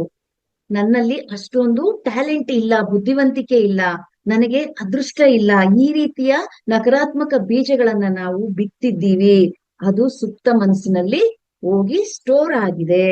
ಸೊ ನಾವ್ ಏನ್ ಹೇಳ್ತಾ ಇದೀವೋ ಪದೇ ಪದೇ ಪದೇ ಅದು ಹೋಗಿ ನಮ್ಮ ಸುಪ್ತ ಮನಸ್ಸಿನಲ್ಲಿ ಸ್ಟೋರ್ ಆಗಿ ಮತ್ತೆ ಅದು ಮರುಕಳಿಸ್ತಾ ಇರತ್ತೆ ಮಾಸ್ಟರ್ಸ್. ನೆನಪಿಡಿ, ನೀವು ಏನನ್ನು ನಂಬ್ತಿರೋ ಅದನ್ನೇ ಬದುಕುತ್ತೀರಿ. ನೀವ್ ಏನ್ ನಾನ್ ಆಗಲ್ಲ ಅಂತ ನಂಬ್ಕೊಂಡು ಒಳಗಡೆ ಸ್ಟೋರ್ ಮಾಡ್ಕೊಂಡಿದಿರೋ ಅದೇ ರೀತಿ ಜೀವನವನ್ನ, ಆಗದೇ ಇರತಕ್ಕಂತಹ ಜೀವನವನ್ನ ನೀವು ನೋಡ್ತೀರಿ, ಅದೇ ಜೀವನದಲ್ಲಿ ಬದುಕ್ತೀರಿ ಅಂತ ಹೇಳ್ತಿದ್ದಾರೆ. ಪದೇ ಪದೇ ಹೇಳಿಕೊಳ್ಳೋದೇ ಅದನ್ನೇ ನಾವು ಆಕರ್ಷಣೆ. ಈಗ ಒಂದು ನೇಚರ್ ಲಾ ಅಂತ, ಲಾ ಆಫ್ ಅಟ್ರಾಕ್ಷನ್ ಅಂತ ಇದೆ. ನಾವ್ ಏನು ಬಾಯಲ್ಲಿ ಒಂದು ಪದವನ್ನ ಬಳಸ್ತೀವೋ ಅದು ಬ್ರಹ್ಮಾಸ್ತ್ರ, ರಾಮಬಾಣ ತರ ಪದೇ ಪದೇ ಬಳಸಿದ್ ಏನಾಗತ್ತೆ, ಅಟ್ರಾಕ್ಟ್ ಮಾಡುತ್ತೆ. ನೇಚರ್, ಯೂನಿವರ್ಸ್ ಅಟ್ರಾಕ್ಟ್ ಮಾಡಿ ಅದೇ ರೀತಿಯ ವಾತಾವರಣವನ್ನ ನಿಮಗೆ ಕಲ್ಪಿಸ್ಕೊಡುತ್ತೆ. ಸೊ ನಾವು ಪದೇ ಪದೇ ನನ್ಗಾಗಲ್ಲ, ನನ್ ವಿದ್ಯಾವಂತ ಅಲ್ಲ, ನನ್ಗ ಅದೃಷ್ಟ ಇಲ್ಲ, ನನಗೆ ಈ ಸಮಯದಲ್ಲಿ ನನ್ಗದ್ ಸಾಧ್ಯನೇ ಇಲ್ಲ ಅಂತ ನೀವು ಪ್ರಿಂಟ್ ಮಾಡ್ಕೊಂಡ್ಬಿಟ್ಟಿದೀರಾ. ಸೊ ಅದೇ ಜೀವನವನ್ನ ನೋಡ್ತಾ ಇದ್ದೀರಾ, ಮತ್ತೆ ಕೊರಗ್ತಾ ಇದ್ದೀರಾ. ಸೊ ದೃಷ್ಟೀಕರಣ ಶಕ್ತಿ ಯಾವ ರೀತಿ ಇರ್ಬೇಕು ಅನ್ನೋ ವಿಚಾರವಾಗಿ ಇಲ್ಲಿ ತಿಳಿಸ್ಕೊಡ್ತಿದ್ದಾರೆ. ನೀವು ಸೋಲುತ್ತಿರುವುದನ್ನ ದೃಷ್ಟೀಕರಿಸಿದ್ರೆ, ನಾನ್ ಜೀವನದಲ್ಲಿ ಸೋತೋಗ್ತಾ ಇದ್ದೀನಿ, ನನಗೆ ಯಾವ್ದ್ರಲ್ಲೂ ಸಕ್ಸಸ್ಸೇ ಸಿಗ್ತಾ ಇಲ್ಲ, ನನಗೆ ಹಣ ಇಲ್ಲ, ನನಗೆ ಸಮಯ ಇಲ್ಲ, ಈ ರೀತಿ ನೀವು ಏನ್ನ ನೋಡ್ತಾ ಇದೀರೋ, ಯಾವ ತರ ದೃಷ್ಟೀಕರಿಸ್ತಾ ಇದೀರೋ, ವಿಷನ್ಸ್ ಮಾಡ್ಕೊಳ್ತಾ ಇದೀರೋ, ಕಲ್ಪನೆ ಮಾಡ್ಕೊಳ್ತಾ ಇದೀರೋ, ಸುಪ್ತ ಮನಸ್ಸು ಅದೇ ಸ್ಕ್ರಿಪ್ಟ್ ಅನ್ನ ಅನುಸರಿಸುತ್ತೆ. ನೀವೇ ಬರ್ಕೊಳ್ತಾ ಇದ್ದೀರಾ, ನೀವೇ ಕ್ರಿಯೇಟ್ ಮಾಡ್ಕೊಳ್ತಾ ಇದ್ದೀರಾ. ಸೊ ಅದನ್ನೇ ಅದು ಯೂನಿವರ್ಸ್ ತಗೊಳುತ್ತೆ. ಆದರೆ ನೀವು ಯಶಸ್ವಿಯಾಗಿರುವುದನ್ನ, ಜನರ ಚಪ್ಪಾಳೆಯನ್ನ ಅಥವಾ ಹೊಸ ಕೆಲಸದ ಆಫರ್ ಪಡೆಯುತ್ತಿರೋದನ್ನ ನೀವು ದೃಷ್ಟೀಕರಿಸದೆ ಆದ್ರೆ, ಕಲ್ಪಿಸಿಕೊಂಡಿದ್ದೆ ಆದ್ರೆ, ಆ ನಿಮ್ಮ ಸುಪ್ತ ಮನಸ್ಸು ಆ ಕಲ್ಪನೆಯನ್ನ ವಾಸ್ತವವಾಗಿಸಲು ಬೇಕಾದ ಎಲ್ಲಾ ಶಕ್ತಿಗಳನ್ನ ಕ್ರೋಢೀಕರಿಸ್ಕೊಡುತ್ತೆ. ನೋಡಿ ಮಾಸ್ಟರ್ಸ್, ನಿಮ್ಮ ಒಂದು ಆಲೋಚನೆಯನ್ನ ಬದಲು ಮಾಡ್ಕೊಂಡಾಗ, ಈಗ ನನಗೆ ಕೆಲ್ಸ ಇಲ್ಲ, ಈಗ ಫಸ್ಟ್ ಏನ್ ಆಲೋಚನೆ ಮಾಡ್ತಾ ಇದ್ವಿ, ಯಾವ ರೀತಿ ನಾವು ಕಲ್ಪನೆ ಮಾಡ್ಕೊಳ್ತಾ ಇದ್ವಿ, ನನಗೆ ಆಗ್ತಾ ಇಲ್ಲ ಅನ್ನೋದನ್ನ, ಯಶಸ್ವಿ ನನಗೆ ಸಿಗೋದಿಲ್ಲ ಅನ್ನೋದನ್ನ, ಅದನ್ನೇ ನೀವು ಉಲ್ಟಾ, ಈಗಾಗ್ಲೇ ನನಗೆ ಯಶಸ್ಸು ಅನ್ನೋದು ಸಿಕ್ಕಿದೆ, ಜನರು ನನಗೆ ಚಪ್ಪಾಳೆ ಆಗ್ತಿದ್ದಾರೆ, ನಾನು ಒಳ್ಳೆ ಸಂಪಾದನೆ ಮಾಡ್ತಾ ಇದ್ದೀನಿ, ಸಮೃದ್ಧಿ ಆಗಿದ್ದೀನಿ, ಹೊಸ ಕೆಲ್ಸದ ಆಫರ್ಗಳು ನನಗೆ ಬರ್ತಾ ಇದೆ ಅನ್ನೋ ಒಂದು ಕಲ್ಪನೆ ಮಾಡ್ಕೊಳ್ತಾ ಇದ್ರೆ, ಆ ನಿಮ್ಮ ಸುಪ್ತ ಮನಸ್ಸು ಆ ಕಲ್ಪನೆಯನ್ನೇ ವಾಸ್ತವವಾಗಿಸಲು ಎಲ್ಲಾ ಶಕ್ತಿಯನ್ನ ಕೊಡ್ಲಿಕ್ಕೆ ಸಾಧ್ಯ ಆಗತ್ತೆ. ಥಾಮಸ್ ಎಡಿಸನ್ ಮತ್ತು ನಿಕೋಲಾ ಟೆಸ್ಲಾ ಅಂತಹ ಮಹಾವಿಜ್ಞಾನಿಗಳು, ಇವರು ತಮ್ಮ ಬುದ್ಧಿವಂತಿಕೆಯಿಂದ ಮಾತ್ರ ವಿಜ್ಞಾನಿಗಳಾಗ್ಲಿಲ್ಲ ಮಾಸ್ಟರ್ಸ್. ಇವರ ಒಳಗಡೆನೆ ಆಲೋಚನೆ ಮತ್ತು ನಂಬಿಕೆಗಳು ಬಲವಾಗಿತ್ತು. ನಾನು ಅದರಲ್ಲಿ ಸಕ್ಸಸ್ ಆಗೇ ಆಗ್ತೀನಿ, ನಾನ್ ಅದನ್ನ ಪಡಿತೀನಿ ಅನ್ನೋ ಛಲ ಅವರಲ್ಲಿತ್ತು. ಆ ರೀತಿಯ ಮನೋಭಾವನೆ, ಅಸಾಧ್ಯವಾದದ್ದು ಯಾವುದೂ ಇಲ್ಲ, ಎಲ್ಲವೂ ಸಾಧ್ಯ, ನನ್ನೊಳಗೆ ಭಗವಂತನಿದ್ದಾನೆ, ನಾನು ಗೆಲ್ಲಬಲ್ಲೆ ಎಂಬ ಛಲ ಎಂತೆಂತ ಮಹಾನ್ ಶ್ರೇಷ್ಠ ಜ್ಞಾನಿಗಳಾಗ್ಲಿ ಅಥವಾ ಈ ವಿಜ್ಞಾನಿಗಳಿಗಾಗ್ಲಿ ಇರುತ್ತೆ. ಒಬ್ಬೊಬ್ಬ ದೊಡ್ಡ ರತನ್ ಟಾಟಾ ಇರ್ಬೋದು, ಇನ್ನೊಬ್ರು ಎಷ್ಟೊಂದ್ ಜನ, ನೀವು ಶ್ರೀಮಂತರನ್ನ, ಬಿಸ್ನೆಸ್ ಮ್ಯಾನ್ಗಳನ್ನ ನೋಡ್ತೀರಾ, ಅವರೆಲ್ಲರ ಒಳಗಡೆ ಇದೆ ಮಾಸ್ಟರ್ಸ್, ನಾನು ಆಲ್ರೆಡಿ ಸಕ್ಸಸ್ ಆಗಿದ್ದೀನಿ ಅನ್ನೋ ಭಾವನೆ ಅವರಲ್ಲಿ ಇರುತ್ತೆ. ಆ ರೀತಿ ಭಾವನೆನ ಅವರು ವಿಜುವಲೈಸೇಷನ್ ಮಾಡ್ಕೊಳ್ತಿರ್ತಾರೆ. ಯಾವುದೇ ಒಂದು ಬಿಸ್ನೆಸ್ ಸ್ಟಾರ್ಟ್ ಮಾಡ್ಬೇಕು ಅಂತ ಹೇಳಿದ್ರು, ಆ ಬಿಸ್ನೆಸ್ ಈಗಾಗ್ಲೇ ನನಗೆ ಸಿಕ್ಕಿದೆ, ನನ್ಗದ್ರಲ್ಲಿ ನಾನು ಒಳ್ಳೆ ಲಾಭ ಪಡಿತಾ ಇದ್ದೀನಿ, ಎಷ್ಟೊಂದು ಆಫರ್ಸ್ ಗಳು ಬರ್ತಾ ಇದೆ, ಎಷ್ಟೋ ಜನ ನನ್ನ ಕೆಲಸಕ್ಕೆ ಸಂಬಳ ಕೊಡ್ತಾ ಇದ್ದೀನಿ, ಈ ರೀತಿಯ ಒಂದು ಕಲ್ಪನೆಯಲ್ಲಿ ಅವರು ಜೀವಿಸಿ, ಅದೇ ರೀತಿಯ ನೇಚರು, ಅದೇ ರೀತಿಯ ವಾತಾವರಣವನ್ನು ಅವ್ರಿಗೆ ಕೊಟ್ಟು ಶ್ರೀಮಂತರಾಗಿ ಮಾಡಿದೆ. ಸೊ ಇಲ್ಲಿ ವಿಜ್ಞಾನಿಗಳು ಕೂಡ ತಮ್ಮ ಒಳಗಡೆ ಭಾವನೆಯನ್ನ ವ್ಯಕ್ತಪಡಿಸಿ ಅವ್ರು ಏನ್ ಸಾಧನೆ ಮಾಡ್ಬೇಕು ಅಂತಿದ್ರು ಅದನ್ನ ಸಾಧನೆ ಮಾಡಿದ್ದಾರೆ. ಸಂಶೋಧನೆಗಳ ರಹಸ್ಯಗಳನ್ನ ಅಂತರ್ಪ್ರಜ್ಞೆ ಮತ್ತು ಸುಪ್ತ ಮನಸ್ಸಿನ ಮೂಲಕವೇ ಕಂಡುಕೊಂಡಿದ್ರು. ಯಾರು? ಈ ವಿಜ್ಞಾನಿಗಳು. ಅವರು ಕೇವಲ ಬುದ್ಧಿವಂತಿಕೆಯನ್ನ ಬಳಸಲಿಲ್ಲ, ಬದಲಾಗಿ ತಮ್ಮ ಮನಸ್ಸಿನ ಆಳದ ಶಕ್ತಿಯನ್ನ ಬಳಸ್ಕೊಂಡ್ರು. ಏನೇ ಸಾಧನೆ ಮಾಡ್ಬೇಕಂದ್ರುನು ನಿಮ್ಮ ಒಳಗಡೆ ಇರೋ ಮನಸ್ಸಿನ ಆಲೋಚನೆಯನ್ನ, ಭಾವನೆಯನ್ನ, ನಂಬಿಕೆಯನ್ನ ಬದಲಾಯಿಸ್ಕೊಂಡ್ರೆ ಚಿಟ್ಕಿ ಒಡೆಯೋಷ್ಟರಲ್ಲಿ ನಿಮ್ಮನ್ನ ನೀವು ಟ್ರಾನ್ಸ್ಫರ್ಮೇಶನ್ ಮಾಡ್ಕೊಳ್ಬಹುದು ಮಾಸ್ಟರ್ಸ್. ಆ ಒಂದು ಸತ್ಯ ನಿಮಗೆ ಚೆನ್ನಾಗಿ ಅರ್ಥ ಆದ್ರೆ ಬದಲಾವಣೆ ಅನ್ನೋದು ಆ ದಿನದಿಂದಲೇ ಸ್ಟಾರ್ಟ್ ಆಗುತ್ತೆ. ಸೊ ಮಲಗುವ ಮುನ್ನ ಸುಪ್ತ ಮನಸ್ಸಿಗೆ ಆಜ್ಞೆ ನೀಡಿ. ನೀವು ಮಲ್ಕೊಳ್ಳೋಕ್ ಮುಂಚೆ ನಿಮ್ಮ ಒಂದು ಸಬ್ ಕಾನ್ಶಿಯಸ್ ಮೈಂಡ್ಗೆ ಆರ್ಡರ್ ಮಾಡಿ ಅಂತ ಹೇಳ್ತಿದ್ದಾರೆ. ಮರ್ಫಿ ನೀಡುವ ಅತ್ಯಂತ ಪ್ರಾಯೋಗಿಕ ಸಲಹೆ ಏನಂತ ಹೇಳಿದ್ರೆ, ಮಲಗುವ ಮುನ್ನ ನಿಮ್ಮ ಸುಪ್ತ ಮನಸ್ಸಿಗೆ ಯಶಸ್ಸಿನ ಬೀಜಗಳನ್ನ ಬಿತ್ತಿ. ಮಲ್ಕೊಳಕ್ ಮುಂಚೆ ನಿಮ್ಗೆ ಏನ್ ಬೇಕು ಅಂತ ಇದೆಯೋ ಆ ಬೇಕು ಅನ್ನೋದನ್ನ ಅದ್ಭುತವಾಗಿ ಹೇಳ್ತಾ ಬನ್ನಿ. ಈಗಾಗ್ಲೇ ಸಿಕ್ಕಿದೆ, ನಾನು ಅದರಿಂದ ಲಾಭ ಪಡಿತಾ ಇದ್ದೀನಿ. ಯಾವುದೇ ಒಂದು ವಿಚಾರ ಆಗ್ಲಿ, ಅದು ವಿದ್ಯಾಭ್ಯಾಸದ ವಿಚಾರವಾಗ್ಲಿ, ಮಕ್ಕಳ ಯಾವುದೇ ಒಂದು ವಿಚಾರ, ಒಂದು ಆರೋಗ್ಯದ ಬಗ್ಗೆ ಆಗ್ಲಿ, ನಿಮ್ಮ ಆರೋಗ್ಯದ ಬಗ್ಗೆ ಆಗ್ಲಿ, ನಿಮ್ಮಲ್ಲಿ ಏನಾದ್ರೂ ಸಮಸ್ಯೆಗಳಾಗ್ಲಿ ಅಥವಾ ಏನಾದ್ರೂ ಲಾಸ್ಗಳಾಗ್ತಾ ಇದ್ರೆ, ಏನಾದ್ರೂ ಪಡ್ಕೊಳ್ಬೇಕಂತಿದ್ರೆ ಅದನ್ನ ನೀವು ಯಾವ ರೀತಿ ನಿದ್ದೆ ಮಾಡೋಕ್ ಮುಂಚೆ ಹೇಳ್ಬೇಕಂತ ಹೇಳಿ, ಯಶಸ್ಸಿನ ಬೀಜಗಳನ್ನ ಬಿತ್ತಿ ನಿದ್ದೆಗೆ ಜಾರುವ ಮುನ್ನ ನಿಮ್ಮ ಜಾಗೃತ ಮನಸ್ಸು, ನಾನ್ ಮುಂಚೆನೆ ಹೇಳಿದೀನಿ, ನೀವ್ ಯಾವಾಗ ನಿದ್ದೆಗೆ ಹೋಗ್ತಿರೋ ನಿಮ್ಮ ಕಾನ್ಶಿಯಸ್ ಮೈಂಡ್ ಅನ್ನೋದು ಡೋರ್ ಕ್ಲೋಸ್ ಮಾಡ್ಕೊಳ್ಳುತ್ತೆ, ನಿಮ್ಮ ಸಬ್ ಕಾನ್ಶಿಯಸ್ ಮೈಂಡ್ ಅನ್ನೋದು ಓಪನ್ ಆಗಿ ನೀವ್ ಏನ್ ಹೇಳ್ಕೊಳ್ತಿರೋ ಅದನ್ನ ರಿಸೀವ್ ಮಾಡುವಂತ ಕೆಪಾಸಿಟಿ ನಾವು ಮಲ್ಕೊಂಡಾಗ ಸಿಗುತ್ತೆ. ಸೊ ನೀವು ನಿದ್ದೆ ಇನ್ನೇನ್ ಬರ್ತಾ ಇದೆ ಅನ್ನುವಾಗ ಆ ಒಂದು ಸುಪ್ತ ಮನಸ್ಸಿಗೆ ಅತ್ಯಂತ ಅತ್ಯಂತ ಆ ಸುಪ್ತ ಮನಸ್ಸು ಅನ್ನೋದು ಜಾಗೃತವಾಗಿ ಆ ನಾವು ಕೊಡೋತಕ್ಕಂತಹ ಆರ್ಡರ್ಸ್ ಗಳನ್ನ ಸ್ವೀಕರಿಸ್ತಾ ಇರತ್ತೆ. ನಾನು ಸಮರ್ಥನಾಗಿದ್ದೇನೆ, ಈ ರೀತಿಯ ಒಂದು ಬೀಜಗಳನ್ನ ಬಿತ್ತಿ ಅಂತ ಹೇಳ್ತಿದ್ದಾರೆ. ನಾನು ಸಮರ್ಥನಾಗಿದ್ದೇನೆ, ಹೊಸ ಆಲೋಚನೆಗಳು ನನಗೆ ಸುಲಭವಾಗಿ ಒಳೆಯುತ್ತಿದೆ, ಒಳ್ಳೊಳ್ಳೆ ಥಾಟ್ಸ್ ಗಳು ನನಗೆ ಬರ್ತಾ ಇದೆ, ನಾನು ಎಲ್ಲದರಲ್ಲೂ ಸಕ್ಸಸ್ ಆಗಿದ್ದೀನಿ, ನನ್ನ ಕೆಲಸ ಅನ್ನೋದು ಸಕ್ಸಸ್ ಆಗಿದೆ, ಯಶಸ್ವಿಯಾಗಿದೆ. ಈ ವಾಕ್ಯಗಳನ್ನ ಕೇವಲ ಮಂತ್ರ ಪಠನೆ ಮಾಡೋ ತರ ಮಾಡೋದಲ್ಲ, ಭಾವನೆಯಿಂದ ವ್ಯಕ್ತಪಡಿಸ್ಬೇಕು ಅಂತ ಹೇಳ್ತಿದ್ದಾರೆ. ಭಾವನೆಯಿಂದ ಪುನರಾವರ್ತಿಸಿ, ಮತ್ತೆ ಮತ್ತೆ ಹೇಳಿ. ನೀವ್ ಎಷ್ಟು ಸರಿ ಹೇಳ್ತಿರೋ ಅಷ್ಟು ಬೇಗ ನೀವು ಫಲವನ್ನ ಪಡಿಲಿಕ್ಕೆ ಸಾಧ್ಯ ಆಗತ್ತೆ. ಒಂದು ದಿನದಲ್ಲಿ ಯಾವುದೇ ರೀತಿಯ ಬದಲಾವಣೆಯನ್ನ ಅಪೇಕ್ಷೆ ಪಡಬೇಡಿ ಮಾಸ್ಟರ್ಸ್. ಯಾವುದೇ ಒಂದು ಬೀಜ ಬಿತ್ತಿದ್ರು ಒಂದೇ ದಿನದಲ್ಲಿ ಮರ ಆಗ್ಲಿಕ್ಕೆ ಸಾಧ್ಯ ಇಲ್ಲ. ಅದು ಬೇರು ಬಿಟ್ಟಿರುತ್ತೆ ಕೆಳಗಡೆ, ಅದು ನಿಮಗೆ ಕಾಣಿಸೋದಿಲ್ಲ. ಬಲವಾಗಿ ನೀವು ಹೇಳಿದಂತಹ ಥಾಟ್ಸು ರೂಟ್ಸ್ ಗಳನ್ನ ಕ್ರಿಯೇಟ್ ಮಾಡ್ಕೊಂಡಿರುತ್ತೆ, ಮೇಲೆ ಚಿಗುರೋದಿಕ್ಕೆ ಟೈಮ್ ತಗೊಳುತ್ತೆ. ಅದನ್ನ ನೀವು ತಾಳ್ಮೆಯಿಂದ ಕಾದಾಗ ಮಾತ್ರ ನಿಮ್ಮ ಫಲವನ್ನ ನೀವು ಅನುಭವಿಸ್ಲಿಕ್ಕೆ ಸಾಧ್ಯ ಆಗತ್ತೆ. ಈ ದಿನನಿತ್ಯ ನಾವು ಏನ್ ಪುನರಾವರ್ತನೆ ಮಾಡ್ತೀವೋ ಆಗ ಸುಪ್ತ ಮನಸ್ಸು ಆ ನೆಗೆಟಿವ್ ಅನ್ನೋದನ್ನ ಈಗಾಗ್ಲೇ ಪ್ರೋಗ್ರಾಮ್ ಆಗಿರೋದು ಮರು ವೈರಿಂಗ್ ಆಗಿ ನಾವು ಹೊಸ ಆಲೋಚನೆಗಳಿಂದ ತುಂಬಿಕೊಳ್ತಾ ಬರತ್ತೆ. ದೈನಂದಿನ ಜೀವನದಲ್ಲಿ ಇದನ್ನ ಯಾವ ರೀತಿ ಬಳಕೆ ಮಾಡ್ಬೇಕು? ಇದು ಕೇವಲ ದೊಡ್ಡ ಕನಸುಗಳಿಗೆ ಮಾತ್ರವಲ್ಲ. ನೋಡಿ ಮಾಸ್ಟರ್ಸ್, ನಾವ್ ಅನ್ಕೊಂಡ್ಬಿಡ್ತೀವಿ ಈ ರೀತಿ ಎಲ್ಲ ವಿಜುವಲೈಸೇಷನ್ಸ್ ಮಾಡ್ಕೊಳ್ಳೋದು ಅಥವಾ ಈ ರೀತಿ ನಾವು ಆ ಅಭ್ಯಾಸ ಮಾಡೋದು, ಆಲೋಚನೆಗಳನ್ನ ಹೊರಡಿಸೋದು ಒಂದು ದೊಡ್ಡ ದೊಡ್ಡ ಬಿಸ್ನೆಸ್ ಸಕ್ಸಸ್ ಆಗ್ಬೇಕು ಅಂದ್ರೆ ಆ ತರ ಅಲ್ಲ. ಸಣ್ಣ ಪುಟ್ಟ ವಿಚಾರಗಳಿಗೂ ಕೂಡ ಈ ರೀತಿಯ ಒಂದು ಅಭ್ಯಾಸವನ್ನ ನೀವು ಒಳಗೊಂಡಿದ್ದೆ ಆದ್ರೆ ಸಕ್ಸಸ್ ಅನ್ನೋದು ಯಾವಾಗ್ಲೂ ಸಿಗ್ತಾ ಇರತ್ತೆ. ಯಾವ್ದಾದ್ರು ಒಂದು ಮೀಟಿಂಗ್ ಹೋಗ್ಬೇಕು ಅಂತ ಅನ್ಕೊಳ್ಳಿ. ಈಗ ನಿಮ್ ಮಕ್ಕಳು ಯಾವ್ದೋ ಒಂದು ಇಂಟರ್ವ್ಯೂನ ಫೇಸ್ ಮಾಡ್ಬೇಕು, ಸೊ ಅಥವಾ ಅಲ್ಲಿ ಒಂದು ಪ್ರೆಸೆಂಟೇಶನ್ ನ ಮಾಡ್ಬೇಕು ಅಂತ ಇರುತ್ತೆ.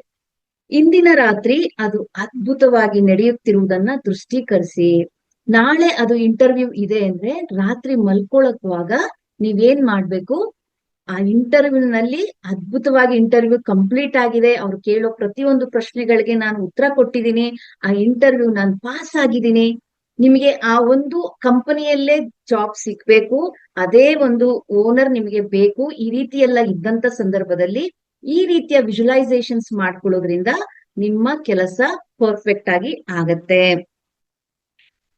ಸೃಜನಶೀಲ ಅಡೆತಡೆಗಳು, ನಾವು ಕ್ರಿಯೇಟ್ ಮಾಡುವಾಗ ಯಾವ ರೀತಿ ಅಡೆತಡೆಗಳನ್ನ ಮಾಡ್ಬಿಡ್ತೀವಿ ಅನ್ನೋದನ್ನ, ಯಾವುದಾದ್ರೂ ಸಮಸ್ಯೆಗೆ ಪರಿಹಾರ ಸಿಗದಿದ್ರೆ, ಈಗ ನಾವ್ ಏನೋ ಅನ್ಕೊಂಡಿರ್ತೀವಿ, ಒಳ್ಳೆ ಆಲೋಚನೆನೂ ಮಾಡಿರ್ತೀವಿ, ಮತ್ತೆ ವಿಜುವಲೈಸೇಷನ್ ಮಾಡಿರ್ತೀವಿ, ಆದ್ರೆ ನಮ್ಗೆ ಅರ್ಜೆಂಟ್ ಜಾಸ್ತಿ, ಸಹನೆ ಇರೋದಿಲ್ಲ. ಸೊ ನಾವೇನ್ ಮಾಡ್ಬಿಡ್ತೀವಿ, ಬೇಗ ಅದಕ್ಕೆ ಒಂದು ರಿಸಲ್ಟ್ ಸಿಕ್ಲಿಲ್ಲ ಅಂದ ತಕ್ಷಣ ಮಲಗುವ ಮುನ್ನ ನಿಮ್ಮ ಸುಪ್ತ ಮನಸ್ಸಿಗೆ ಪ್ರಶ್ನೆ ಕೇಳಿ ಅಂತ ಹೇಳ್ತಿದ್ದಾರೆ. ನಾನು ಇದನ್ನು ಹೇಗೆ ಪರಿಹರಿಸಲಿ? ಈ ತರ ಕೇಳದ್ ಬಿಟ್ಟು ನಾವೇನ್ ಮಾಡ್ತೀವಿ, ಇಷ್ಟು ದಿನ ಆದ್ರೂ ನನಗೆ ಯಾವ್ದೇ ರಿಸಲ್ಟ್ ಸಿಗ್ತಾ ಇಲ್ಲ, ನಾನ್ ಮತ್ತೆ ಸಕ್ಸಸ್ ಅನ್ನ ಹೊಂದಲಿಕ್ಕೆ ಸಾಧ್ಯ ಇಲ್ಲ, ಈ ರೀತಿ ಆಲೋಚನೆಗಳನ್ನ ಹೊರಡಿಸಿದ್ರೆ ನಿಮ್ಮ ಬೀಜವನ್ನ ನೀವೇ ನಾಶ ಮಾಡ್ದಂಗೆ ಮಾಸ್ಟರ್ಸ್.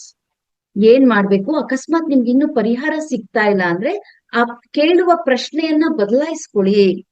ಮಲಗುವ ಮುನ್ನ ನಿಮ್ಮ ಸುಪ್ತ ಮನಸ್ಸಿಗೆ ಈ ರೀತಿಯ ಪ್ರಶ್ನೆ ಕೇಳಿ, ನಾನು ಇದನ್ನು ಹೇಗೆ ಪರಿಹರಿಸಲಿ? ಮರುದಿನ ಬೆಳಿಗ್ಗೆ ಅಥವಾ ಸ್ನಾನ ಮಾಡುವಾಗ ಅನಿರೀಕ್ಷಿತವಾಗಿ ನಿಮಗೆ ಉತ್ತರ ಸಿಕ್ಕೇ ಸಿಗುತ್ತೆ ಅಂತ ಹೇಳ್ತಿದ್ದಾರೆ. ನೀವು ಪ್ರಯತ್ನ ಪಡ್ತಾ ಇದ್ರು ಇನ್ನ ರಿಸಲ್ಟ್ ಸಿಕ್ಕಿಲ್ಲ ಅಂದಾಗ ನನ್ಗೆ ಇದಕ್ಕೆ ಸಂಬಂಧಪಟ್ಟಂತೆ ಯಾವ ರೀತಿ ನಾನು ಇದನ್ನ ಪರಿಹರಿಸ್ಲಿ ಅಂತ ಒಂದು ಪ್ರಶ್ನೆ ಹಾಕೊಂಡಾಗ ನಿಮಗೆ ಅದಕ್ಕೆ ಉತ್ತರ ಬೆಳಿಗ್ಗೆ ಅಷ್ಟೊತ್ತಿಗೆ ಸಿಗುತ್ತೆ ಅಂತ ಹೇಳ್ತಿದ್ದಾರೆ. ಪ್ರಯತ್ನ ಮಾಡಿ, ಚಿಕ್ಕ ಚಿಕ್ಕದನ್ನ ಮಾಡಿ ನೋಡಿ ಮಾಸ್ಟರ್ಸ್. ದೊಡ್ಡದು ಲೇಟ್ ಆಗತ್ತೆ, ಚಿಕ್ಕ ಚಿಕ್ಕದಕ್ಕೆ ಪ್ರಯತ್ನ ಮಾಡಿ ನೋಡಿ. ನಿಮ್ಮ ಮಾತುಗಳೇ ಮಂತ್ರಗಳು ಅಂತ ಇಲ್ಲಿ ಮರ್ಫಿ ಅವರು ಹೇಳ್ತಿದ್ದಾರೆ. ನೆಪೋಲಿಯನ್ ಹೀಲ್ ಹೇಳುವಂತೆ ಮನಸ್ಸು ಏನನ್ನ ಕಲ್ಪಿಸಿಕೊಳ್ಳಬಹುದು ಮತ್ತು ನಂಬಬಲ್ಲದೋ ಅದನ್ನ ಸಾಧಿಸಬಲ್ಲದು. ಮನಸ್ಸು ಯಾವ ರೀತಿನಾದ್ರೂ ನಾವು ಬದಲಾಯಿಸ್ಕೊಳ್ಬಹುದು ಮಾಸ್ಟರ್ಸ್. ಈಗ ನಮ್ಮ ಮನಸ್ಸು, ನಾನು ಒಂದು ಬಿಸಿಬೇಳೆ ಬಾತ್ ತಿನ್ಬೇಕಂದ್ರೆ ಆ ಮನಸ್ಸಿನಿಂದ ಮನಸ್ಸು ಆ ದೇಹ ಏನ್ ಮಾಡುತ್ತೆ, ಆ ಮನಸ್ಸನ್ನ ಫಾಲೋ ಮಾಡ್ತಾ ಹೋಗುತ್ತೆ. ಹಾಗೆ ಒಬ್ಬ ವ್ಯಕ್ತಿ ನಾನು ಈಗ ಸಿಗರೆಟ್ ಸೇದ್ಬೇಕು ಅಂತ ಹೇಳಿದ್ರೆ ಆ ದೇಹ ಆ ಸಿಗರೆಟ್ ಅಂಗಡಿಗೆ ಹೋಗುವಂತ ಪ್ರಯತ್ನವನ್ನ ಮಾಡುತ್ತೆ, ಅಲ್ಲಿ ಸೇರುತ್ತೆ. ಮನಸ್ಸು ಕರ್ಕೊಂಡು ಹೋಗ್ತಾ ಇದೆ. ಆ ಮನಸ್ಸನ್ನ ನಾವು ಈ ಕಡೆ ಕರ್ಕೊಂಡ್ ಬರೋಣ. ಒಳ್ಳೆ ಆಲೋಚನೆ ಮಾಡಿದ ತಕ್ಷಣ ಮನಸ್ಸು ಅನ್ನೋದು ಈ ಆತ್ಮ ಮತ್ತು ದೇಹದ ನಡುವೆ ಇರತಕ್ಕಂತ ಸೇತುವೆ ಮಾಸ್ಟರ್ಸ್. ನಿಮ್ಮ ದೇಹ ಏನು ಕೇಳ್ತಾ ಇರುತ್ತೋ ಆ ಇದು ದೇಹದ ಕಡೆ ಮನಸ್ಸು ಅಂಟ್ಕೊಳ್ತಾ ಇದ್ದಂಗೆ ಆ ಮನಸ್ಸಿಯಲ್ಲಿ ಏನೇನು ಹುಟ್ಟುತ್ತೋ ದೇಹ ಫಾಲೋ ಮಾಡುತ್ತೆ. ಹಾಗೆ ನಿಮ್ಮ ಬುದ್ಧಿ ಅನ್ನೋದನ್ನ ನಾವು ಯೂಸ್ ಮಾಡಿದಾಗ ಅದು ಕೆಟ್ಟದು, ಅದು ಬೇಡ, ಅದರಿಂದ ಅನಾರೋಗ್ಯ ಬರುತ್ತೆ, ಈ ರೀತಿ ನಮ್ಮ ಥಾಟ್ ಬಂದ ತಕ್ಷಣ ಒಳ್ಳೇದಕ್ಕೆ ಯೂಸ್ ಮಾಡ್ತೀವಿ ಆ ಮನಸ್ಸನ್ನ. ಅದಕ್ಕೋಸ್ಕರ ಇಲ್ಲಿ ಹೇಳ್ತಾ ಇದಾರೆ, ನಾವ್ ಏನನ್ನ ಕಲ್ಪಿಸ್ಕೊಳ್ತೀವೋ, ಏನನ್ನ ನಂಬ್ಕೊಳ್ತೀವೋ ಅದನ್ನ ನಾವು ಸಾಧನೆ ಮಾಡ್ಬೋದು. ಒಂದು ವೇಳೆ ನೀವು ನನಗೆ ಪ್ರಮೋಷನ್ ಸಿಗೋದಿಲ್ಲ ಅಥವಾ ನನಗೆ ಹಣಕಾಸಿನ ವ್ಯವಹಾರ ತಿಳಿಯೋದಿಲ್ಲ ಅಂತ ಹೇಳ್ತಿದ್ರೆ ಸುಪ್ತ ಮನಸ್ಸು ಅದನ್ನ ಆಜ್ಞೆಯಾಗಿ ಸ್ವೀಕರಿಸುತ್ತೆ, ನಿಮ್ಮನ್ನು ಅದೇ ಸ್ಥಿತಿಯಲ್ಲಿ ಇಡೋ ಹಾಗೆ ಮಾಡುತ್ತೆ. ನೋಡಿ ಮಾಸ್ಟರ್ಸ್, ಯಾರ್ ಕಾರಣ ನಮ್ಮ ಫೇಲ್ಯೂರ್ಸ್ಗೆ? ನಾವೇ ಕಾರಣ. ನನಗ್ ಸಿಗಲ್ಲ ಸಕ್ಸಸ್ಸು, ನನಗೆ ಆತರ ಟ್ಯಾಲೆಂಟ್ ಇಲ್ಲ, ಆಮೇಲೆ ಹಣಕಾಸಿನ ವ್ಯವಹಾರನೇ ನನಗ್ ಗೊತ್ತಿಲ್ಲ, ನಾನ್ ಯಾವ ರೀತಿ ಮಾಡ್ಲಿ ಅದನ್ನ, ಎಲ್ಲವೂ ನಾವೇ ಹೊರಡಿಸ್ತೀವಿ. ಪದೇ ಪದೇ ಎಲ್ಲಾರ ಹತ್ರ ಹೇಳ್ಕೊಂಡ್ ಬರ್ತೀವಿ, ನನ್ಗ ಅದೆಲ್ಲ ಸಾಧ್ಯ ಇಲ್ಲಪ್ಪ, ಅಷ್ಟೊಂದು ಬಿಸ್ನೆಸ್ ಮೈಂಡ್ ನಾನಲ್ಲ, ಅಷ್ಟೆಲ್ಲ ದುಡ್ಡು ಸಂಪಾದನೆ ಮಾಡಿ ಅದನ್ನ ಯಾವ ರೀತಿ ನಿಭಾಯಿಸ್ಬೇಕು ಅನ್ನೋ ಶಕ್ತಿ ನನ್ನಲ್ಲಿ ಇಲ್ಲ. ನಮ್ಮ ಶಕ್ತಿ ಎಷ್ಟು ಅಂತ ನಿಮಗೆ ಗೊತ್ತೇ ಇಲ್ಲ ಮಾಸ್ಟರ್ಸ್. ಒಂದು ಸೂರ್ಯನ ಪ್ರಕಾಶದ ಶಕ್ತಿಯನ್ನ ತಡ್ಕೊಳ್ಳಿಕ್ಕೆ ಸಾಧ್ಯ ಇಲ್ಲ, 1000 ಸೂರ್ಯನಷ್ಟು ಶಕ್ತಿ ನಮ್ಮ ಆತ್ಮದಲ್ಲಿದೆ. ನಮ್ಮ ಆತ್ಮದ ಶಕ್ತಿ ಅಷ್ಟು ಪ್ರಬಲವಾಗಿದೆ ಮಾಸ್ಟರ್ಸ್. ಅದನ್ನ ನೀವು ಬಳಸ್ಕೊಳ್ಳಿ. ನಿಮ್ಮ ಆನಂದವನ್ನ ನಿಮ್ಮ ಒಳಗಿರುವ ಮನಸ್ಸಿಗೆ ತಿಳಿಸ್ತಾ ಇರಿ ಮಾಸ್ಟರ್ಸ್. ಹಾಗೆ ನಿಮ್ಮ ಬಗ್ಗೆ ನೀವೇ ಶ್ರೇಷ್ಠ ಪ್ರೋತ್ಸಾಹಕರಾಗಿ ಅಂತ ಹೇಳ್ತಿದ್ದಾರೆ. ನಿಮ್ಮ ಮನಸ್ಸಿಗೆ ನೀವೇ ಶ್ರೇಷ್ಠ ಪ್ರೋತ್ಸಾಹ ಅಂದ್ರೆ ಮೋಟಿವೇಶನ್ ಅನ್ನೋದನ್ನ ನಿಮ್ಮ ಮನಸ್ಸಿಗೆ ನೀವೇ ಕೊಡ್ಬೇಕು. ಪ್ರೀತಿಯಿಂದ ಮತ್ತು ಆತ್ಮವಿಶ್ವಾಸದಿಂದ ನಿಮ್ಮೊಂದಿಗೆ ಮಾತನಾಡಿ, ಯಶಸ್ವಿ ಎಂಬುದು ಅದೃಷ್ಟ ಅಲ್ಲ, ಅದು ನಿಮ್ಮ ಆಲೋಚನೆ, ನಂಬಿಕೆ ಮತ್ತು ಕ್ರಿಯೆಗಳ ನಡುವಿನ ಸಮನ್ವಯ. ನೋಡಿ ಮಾಸ್ಟರ್ಸ್, ಯಶಸ್ಸು ಅನ್ನೋದು ಯಾವುದೋ ಒಂದು ಬುದ್ಧಿಯಿಂದ ಅಥವಾ ಯಾವುದೋ ಒಂದು ಅದೃಷ್ಟದಿಂದ ಬರೋದಲ್ಲ. ನಮ್ಮ ಒಳಗಿನ ಮನಸ್ಸು ಯಾವ ರೀತಿ ಇರುತ್ತೋ, ಯಾವುದನ್ನ ಬಲವಾಗಿ ನಂಬಿರುತ್ತೋ ಅದ್ರ ಮೂಲಕ ನಿರ್ಮಾಣ ಆಗ್ತಾ ಇರುತ್ತೆ. ಅದಕ್ಕೋಸ್ಕರ ನಿಮ್ಮ ಮನಸ್ಸಿಗೆ ಯಶಸ್ಸಿನ ಬೀಜವನ್ನ ಬಿತ್ತಿ, ನಿನ್ ಕೈಲಿ ಸಾಧ್ಯ ಆಗತ್ತೆ, ನೀನ್ ಸಕ್ಸಸ್ಫುಲ್ ಆಗ್ತೀಯ, ಕ್ಷಣ ಕ್ಷಣಕ್ಕೂ ನಿನಗೆ ಸಕ್ಸಸ್ ಅನ್ನೋದು ಸಿಗುತ್ತೆ, ನೀನ್ ಎಲ್ಲಾದ್ರಲ್ಲೂ ಯಶಸ್ಸು ಅನ್ನೋದನ್ನ ಗಳಿಸ್ತೀಯ, ಈ ರೀತಿ ಅನ್ಕೊಳ್ತಾ ಇರಿ ಮಾಸ್ಟರ್ಸ್. ನಿಮ್ಮನ್ನ ನೀವು ಮೋಟಿವೇಶನ್ ಮಾಡ್ಕೊಳ್ಳಿ. ಅದೃಷ್ಟ ಇದ್ದವ್ರಿಗೆ ಮಾತ್ರ ಅಲ್ಲ, ಎಲ್ಲರಿಗೂ ಅದೃಷ್ಟ ಇದೆ, ನನಗೂ ಇದೆ ಅನ್ನೋದನ್ನ ಒಪ್ಕೊಳ್ಳಿ ಮಾಸ್ಟರ್ಸ್. ಹಳೆಯ ಕಥೆಗಳನ್ನ ಬಿಡಿ. ನೀವು ಯಾರಾಗಬೇಕು ಎಂದು ಬಯಸುತ್ತೀರೋ ಆ ಚಿತ್ರವನ್ನ ಸುಪ್ತ ಮನಸ್ಸಿಗೆ ನೀಡಿ. ಹಳೆ ಕಥೆ ಎಲ್ಲ ಬಿಡಿ ಮಾಸ್ಟರ್ಸ್. ನಾವು ಬಡವರು, ನಮ್ಗೆ ಸಾಧ್ಯ ಇಲ್ಲ, ನನ್ ವಿದ್ಯಾವಂತ ಅಲ್ಲ, ನಮ್ ತಂದೆ ತಾಯಿ ಓದಿಸ್ಲಿಲ್ಲ ಬರೆಸ್ಲಿಲ್ಲ, ಇವ್ರ ಮೇಲೆ ಬ್ಲೇಮ್ ಮಾಡೋದನ್ನ ಬಿಟ್ಟು ನಿಮ್ಮ ಶಕ್ತಿಯನ್ನ ನೀವು ಗುರುತಿಸ್ಕೊಳ್ಳಿ. ಸೊ ಸುಪ್ತ ಮನಸ್ಸಿಗೆ ಆ ವಿಷನ್ಸ್ ಅನ್ನೋದನ್ನ ಕೊಡಿ. ಈಗಾಗ್ಲೇ ಸಕ್ಸಸ್ ಆಗಿರೋ ಪಿಕ್ಚರ್ಸ್ ಗಳನ್ನ ಕಲ್ಪನೆ ಮಾಡ್ಕೊಳ್ಳಿ. ಈಗಾಗ್ಲೇ ನಿಮ್ಮ ಹತ್ರ ಹಣ ಸುರಿತಾ ಇರೋದನ್ನ ಕಲ್ಪನೆ ಮಾಡ್ಕೊಳ್ಳಿ. ಬ್ಯಾಂಕ್ ಅಲ್ಲಾಗ್ಲಿ, ನಿಮ್ಮ ಲಾಕರ್ ಅಲ್ಲಾಗ್ಲಿ, ನಿಮ್ಮ ಪಾಕೆಟ್ ಅಲ್ಲಾಗ್ಲಿ ಯಾವಾಗ್ಲೂ ಸಮೃದ್ಧಿ ಇದೆ ಅನ್ನೋದನ್ನ ಕಲ್ಪನೆ ಮಾಡ್ಕೊಳ್ಳಿ. ಈ ರೀತಿ ಮಾಡ್ಕೊಳ್ಳೋದ್ರಿಂದ ಮಾತ್ರ ಆ ರೀತಿಯ ಜೀವನವನ್ನ ನೀವು ನೋಡ್ಲಿಕ್ಕೆ ಸಾಧ್ಯ ಆಗತ್ತೆ. ಹಾಗೆ ನಿಮ್ಮ ಸುಪ್ತ ಮನಸ್ಸು ನಿಮ್ಮ ಶತ್ರು ಅಲ್ಲ, ಅದು ನಿಮ್ಮ ಅತ್ಯಂತ ದೊಡ್ಡ ಮಿತ್ರ. ನಾವು ಶತ್ರುವಾಗಿ ಭಾವಿಸ್ಬಾರ್ದು. ಏನೆಲ್ಲ ಇದೆ ನನ್ನ ಒಳಗಡೆ ಬೇಡದಿರೋದೆಲ್ಲ, ಅದೆಲ್ಲ ಕೊಟ್ಟಿರೋದು ಯಾರು? ನಾವೇ. ಬೇಡದಿರೋದನ್ನ ತುಂಬಿಸ್ಕೊಂಡಿರೋದು, ಕಸ ಮಾಡ್ಕೊಂಡಿರೋದು, ಈ ಒಂದು ತಲೆಯನ್ನ ಬೃಂದಾವನವನ್ನ ನಾವು ಡಸ್ಟ್ಬಿನ್ ಮಾಡ್ಕೊಂಡಿರೋದು ನಾವೇ. ಬೇಡದಿರೋದ್ನೆಲ್ಲ ಇವ್ರದು ನಮ್ಮದಷ್ಟೇ ಅಲ್ಲದೆ ಎಲ್ಲ ಊರವ್ರದೆಲ್ಲಾರನು ಗುಡ್ಡೆ ಹಾಕೊಂಡಿದೀವಿ. ಸೊ ಅದನ್ನ ರಿಮೂವ್ ಮಾಡ್ಬೇಕಂದ್ರೆ ಸ್ವಚ್ಛವಾದ, ಪವಿತ್ರವಾದ, ಶುದ್ಧವಾದ ಆಲೋಚನೆಗಳನ್ನ, ಶುದ್ಧವಾದ ನಂಬಿಕೆಗಳ ಜೊತೆ ನೀವು ಇರ್ಬೇಕಾಗತ್ತೆ. ಸುಪ್ತ ಮನಸ್ಸಿನ ಮರು ಪ್ರೋಗ್ರಾಮಿಂಗ್ ತಂತ್ರಗಳು ಯಾವ್ದ್ಯಾವ್ದು ಅಂತ ಇಲ್ಲಿ ಹೇಳ್ತಿದ್ದಾರೆ. ಬದಲಾವಣೆಯ ಕೀಲಿಕೈಗಳು, ಸುಪ್ತ ಮನಸ್ಸು ಮರು ಪ್ರೋಗ್ರಾಮಿಂಗ್ ಮಾಡುವುದು, ಕೇವಲ ಕೆಲವರಿಗೆ ಮಾತ್ರ ಸೀಮಿತವಾದ ಯಾವುದೇ ರಹಸ್ಯ ವಿದ್ಯೆಯಲ್ಲ. ನೋಡಿ ಮಾಸ್ಟರ್ಸ್, ಈ ಒಂದು ಈಗಾಗ್ಲೇ ನಮ್ಮಲ್ಲಿ ಬೇಡದೇ ಇರೋ ಸ್ಟೋರ್ ಆಗಿರಂತಹ ಪ್ರೋಗ್ರಾಮ್ ಇದೆ ಅಂತ ಅನ್ಕೊಳ್ಳಿ. ಆ ಮರು ಪ್ರೋಗ್ರಾಮಿಂಗ್ ಮಾಡೋದು ಕೇವಲ ಲಿಮಿಟೆಡ್ ಮಾಸ್ಟರ್ಸ್ ಗಳಿಗೆ, ಕೇವಲ ಧ್ಯಾನ ಮಾಡಿದವ್ರಿಗೆ ಅಷ್ಟೇ ಅಲ್ಲ, ಎಲ್ಲರಿಗೂ ಸಾಧ್ಯ. ಪ್ರತಿ ಒಬ್ಬರು ಕೂಡ ಇದನ್ನ ಮಾಡಬಹುದು. ಅದೊಂದು ರಹಸ್ಯ ವಿದ್ಯೆ ಅಲ್ಲ ಅಂತ ಹೇಳ್ತಿದ್ದಾರೆ. ಇದು ನಾವೆಲ್ಲರೂ ಪ್ರತಿದಿನ ಮಾಡಬಹುದಾದ ಒಂದು ಜಾಗೃತ ಅಭ್ಯಾಸ. ಕಾನ್ಶಿಯಸ್ ಆಗಿ ನಾವು ಪ್ರಾಕ್ಟೀಸ್ ಮಾಡದಂತ ಸಂದರ್ಭದಲ್ಲಿ ಪ್ರತಿ ಒಬ್ಬರಿಗೂ ಈ ಸಕ್ಸಸ್ ಅನ್ನೋದು ಈಸಿಯಾಗಿ ಲಭಿಸುತ್ತೆ. ಡಾಕ್ಟರ್ ಜೋಸೆಫ್ ಮರ್ಫಿ ಅವರು ನಿಮ್ಮ ಆಂತರಿಕ ಪ್ರಪಂಚವನ್ನ ಮರುರೂಪಿಸಲು ಮತ್ತು ಆ ಮೂಲಕ ನಿಮ್ಮ ಹೊರಗಿನ ಬದುಕನ್ನು ಬದಲಿಸಲು ಕೆಲವು ಸರಳ ಮತ್ತು ಶಕ್ತಿಯುತವಾದ ಸೂತ್ರಗಳನ್ನ ನೀಡಿದ್ದಾರೆ. ನೋಡಿ ಮಾಸ್ಟರ್ಸ್, ಏನ್ ಡಾಕ್ಟರ್ ಮರ್ಫಿ ಅವರು ಹೇಳ್ತಿದ್ದಾರೆ, ನಮ್ಮ ಒಳಗಡೆ ನಾವು ಏನ್ ಸಬ್ ಕಾನ್ಶಿಯಸ್ ಮೈಂಡ್ ಅಲ್ಲಿ ಬೇಡದಿರೋದ್ನ ಇಟ್ಕೊಂಡಿದೀವೋ ಅದನ್ನ ಮತ್ತೆ ರೀಪ್ರೋಗ್ರಾಮಿಂಗ್ ಮಾಡ್ಬೇಕಂತ ಹೇಳಿದ್ರೆ, ಮತ್ತೆ ನಮ್ಮ ಜೀವನ ಸುಂದರಮಯವಾಗಿ ಮಾಡ್ಕೊಳ್ಬೇಕಂದ್ರೆ ಕೆಲವು ಸರಳ ಮತ್ತೆ ಶಕ್ತಿಯುತವಾದ ಸೂತ್ರಗಳನ್ನ ಇಲ್ಲಿ ನೀಡಿದ್ದಾರೆ. ಈ ತಂತ್ರಗಳು ನಿಮ್ಮ ಸೀಮಿತ ನಂಬಿಕೆಗಳನ್ನ, ಈ ಒಂದು ಲಿಮಿಟೆಡ್ ನಂಬಿಕೆಗಳನ್ನ ನಾವ್ ಇಟ್ಕೊಂಡಿರ್ತೀವಿ, ಅದನ್ನ ಆ ಒಂದು ಬೌಂಡ್ರಿಯಿಂದ ನಾವು ಆಚೆ ಯೋಚನೆ ಮಾಡ್ಲಿಕ್ಕೆ ಶುರು ಮಾಡ್ತೀವಿ. ಇಷ್ಟೇ ಇರ್ಬೇಕು. ಯಾಕಂದ್ರೆ ಒಂದ್ ಎಕ್ಸಾಂಪಲ್ ಹೇಳ್ತೀನಿ. ಈಗ ನಮ್ಮಲ್ಲಿ ವಿದ್ಯೆ ಇದೆ, ಬಡತನ ಇದೆ, ನಾನ್ ಡಾಕ್ಟರ್ ಆಗ್ಬೇಕು ಅಂತ ಇರತ್ತೆ. ಆದ್ರೆ ನಮ್ಮ ಆಲೋಚನೆಗಳು ಹೆಂಗಿರುತ್ತೆ, ಬಡತನ ಇರೋದ್ರಿಂದ ನಂಗೆ ಡಾಕ್ಟರ್ ಆಗ್ಲಿಕ್ಕೆ ಸಾಧ್ಯನಾ, ಅಷ್ಟೆಲ್ಲ ಖರ್ಚು ಮಾಡ್ಲಿಕ್ಕೆ ನನ್ ಕೈಲಾಗತ್ತಾ, ನಮ್ಮ ಅಪ್ಪ ಅಮ್ಮ ಎಲ್ಲೋ ಸೊಪ್ಪು ಮಾರ್ತಾ ಇದಾರೆ ಅಥವಾ ಯಾವ್ದೋ ಒಂದು ಚಿಕ್ಕ ಕೆಲಸದಲ್ಲಿ ವೃತ್ತಿಯಲ್ಲಿ ಇದ್ದಾರೆ, ಅವ್ರಿಗೆಲ್ಲ ಲಕ್ಷ ಲಕ್ಷ ಕೊಡ್ಲಿಕ್ಕೆ ಸಾಧ್ಯನಾ? ನೋಡಿ ಎಷ್ಟೆಲ್ಲ ಆಲೋಚನೆಗಳನ್ನ ಹೊರಡಿಸ್ತೀವಿ, ಅದನ್ನೇ ನಂಬ್ಕೊಂಡ್ಬಿಟ್ಟಿದೀವಿ. ಸಾಧ್ಯ ಇದೆ ಮಾಸ್ಟರ್ಸ್, ರೀಪ್ರೋಗ್ರಾಮ್ ಮಾಡ್ಬೇಕು. ಪ್ರತಿ ಒಂದನ್ನು ನಾವ್ ಏನ್ ಅನ್ಕೊಂಡಿದೀವೋ ಅದನ್ನೆಲ್ಲ ಅಳ್ಸಾಕುವಂತ ಶಕ್ತಿ ನಮಗೆ ಮಾತ್ರ ಇರುವಂತದ್ದು.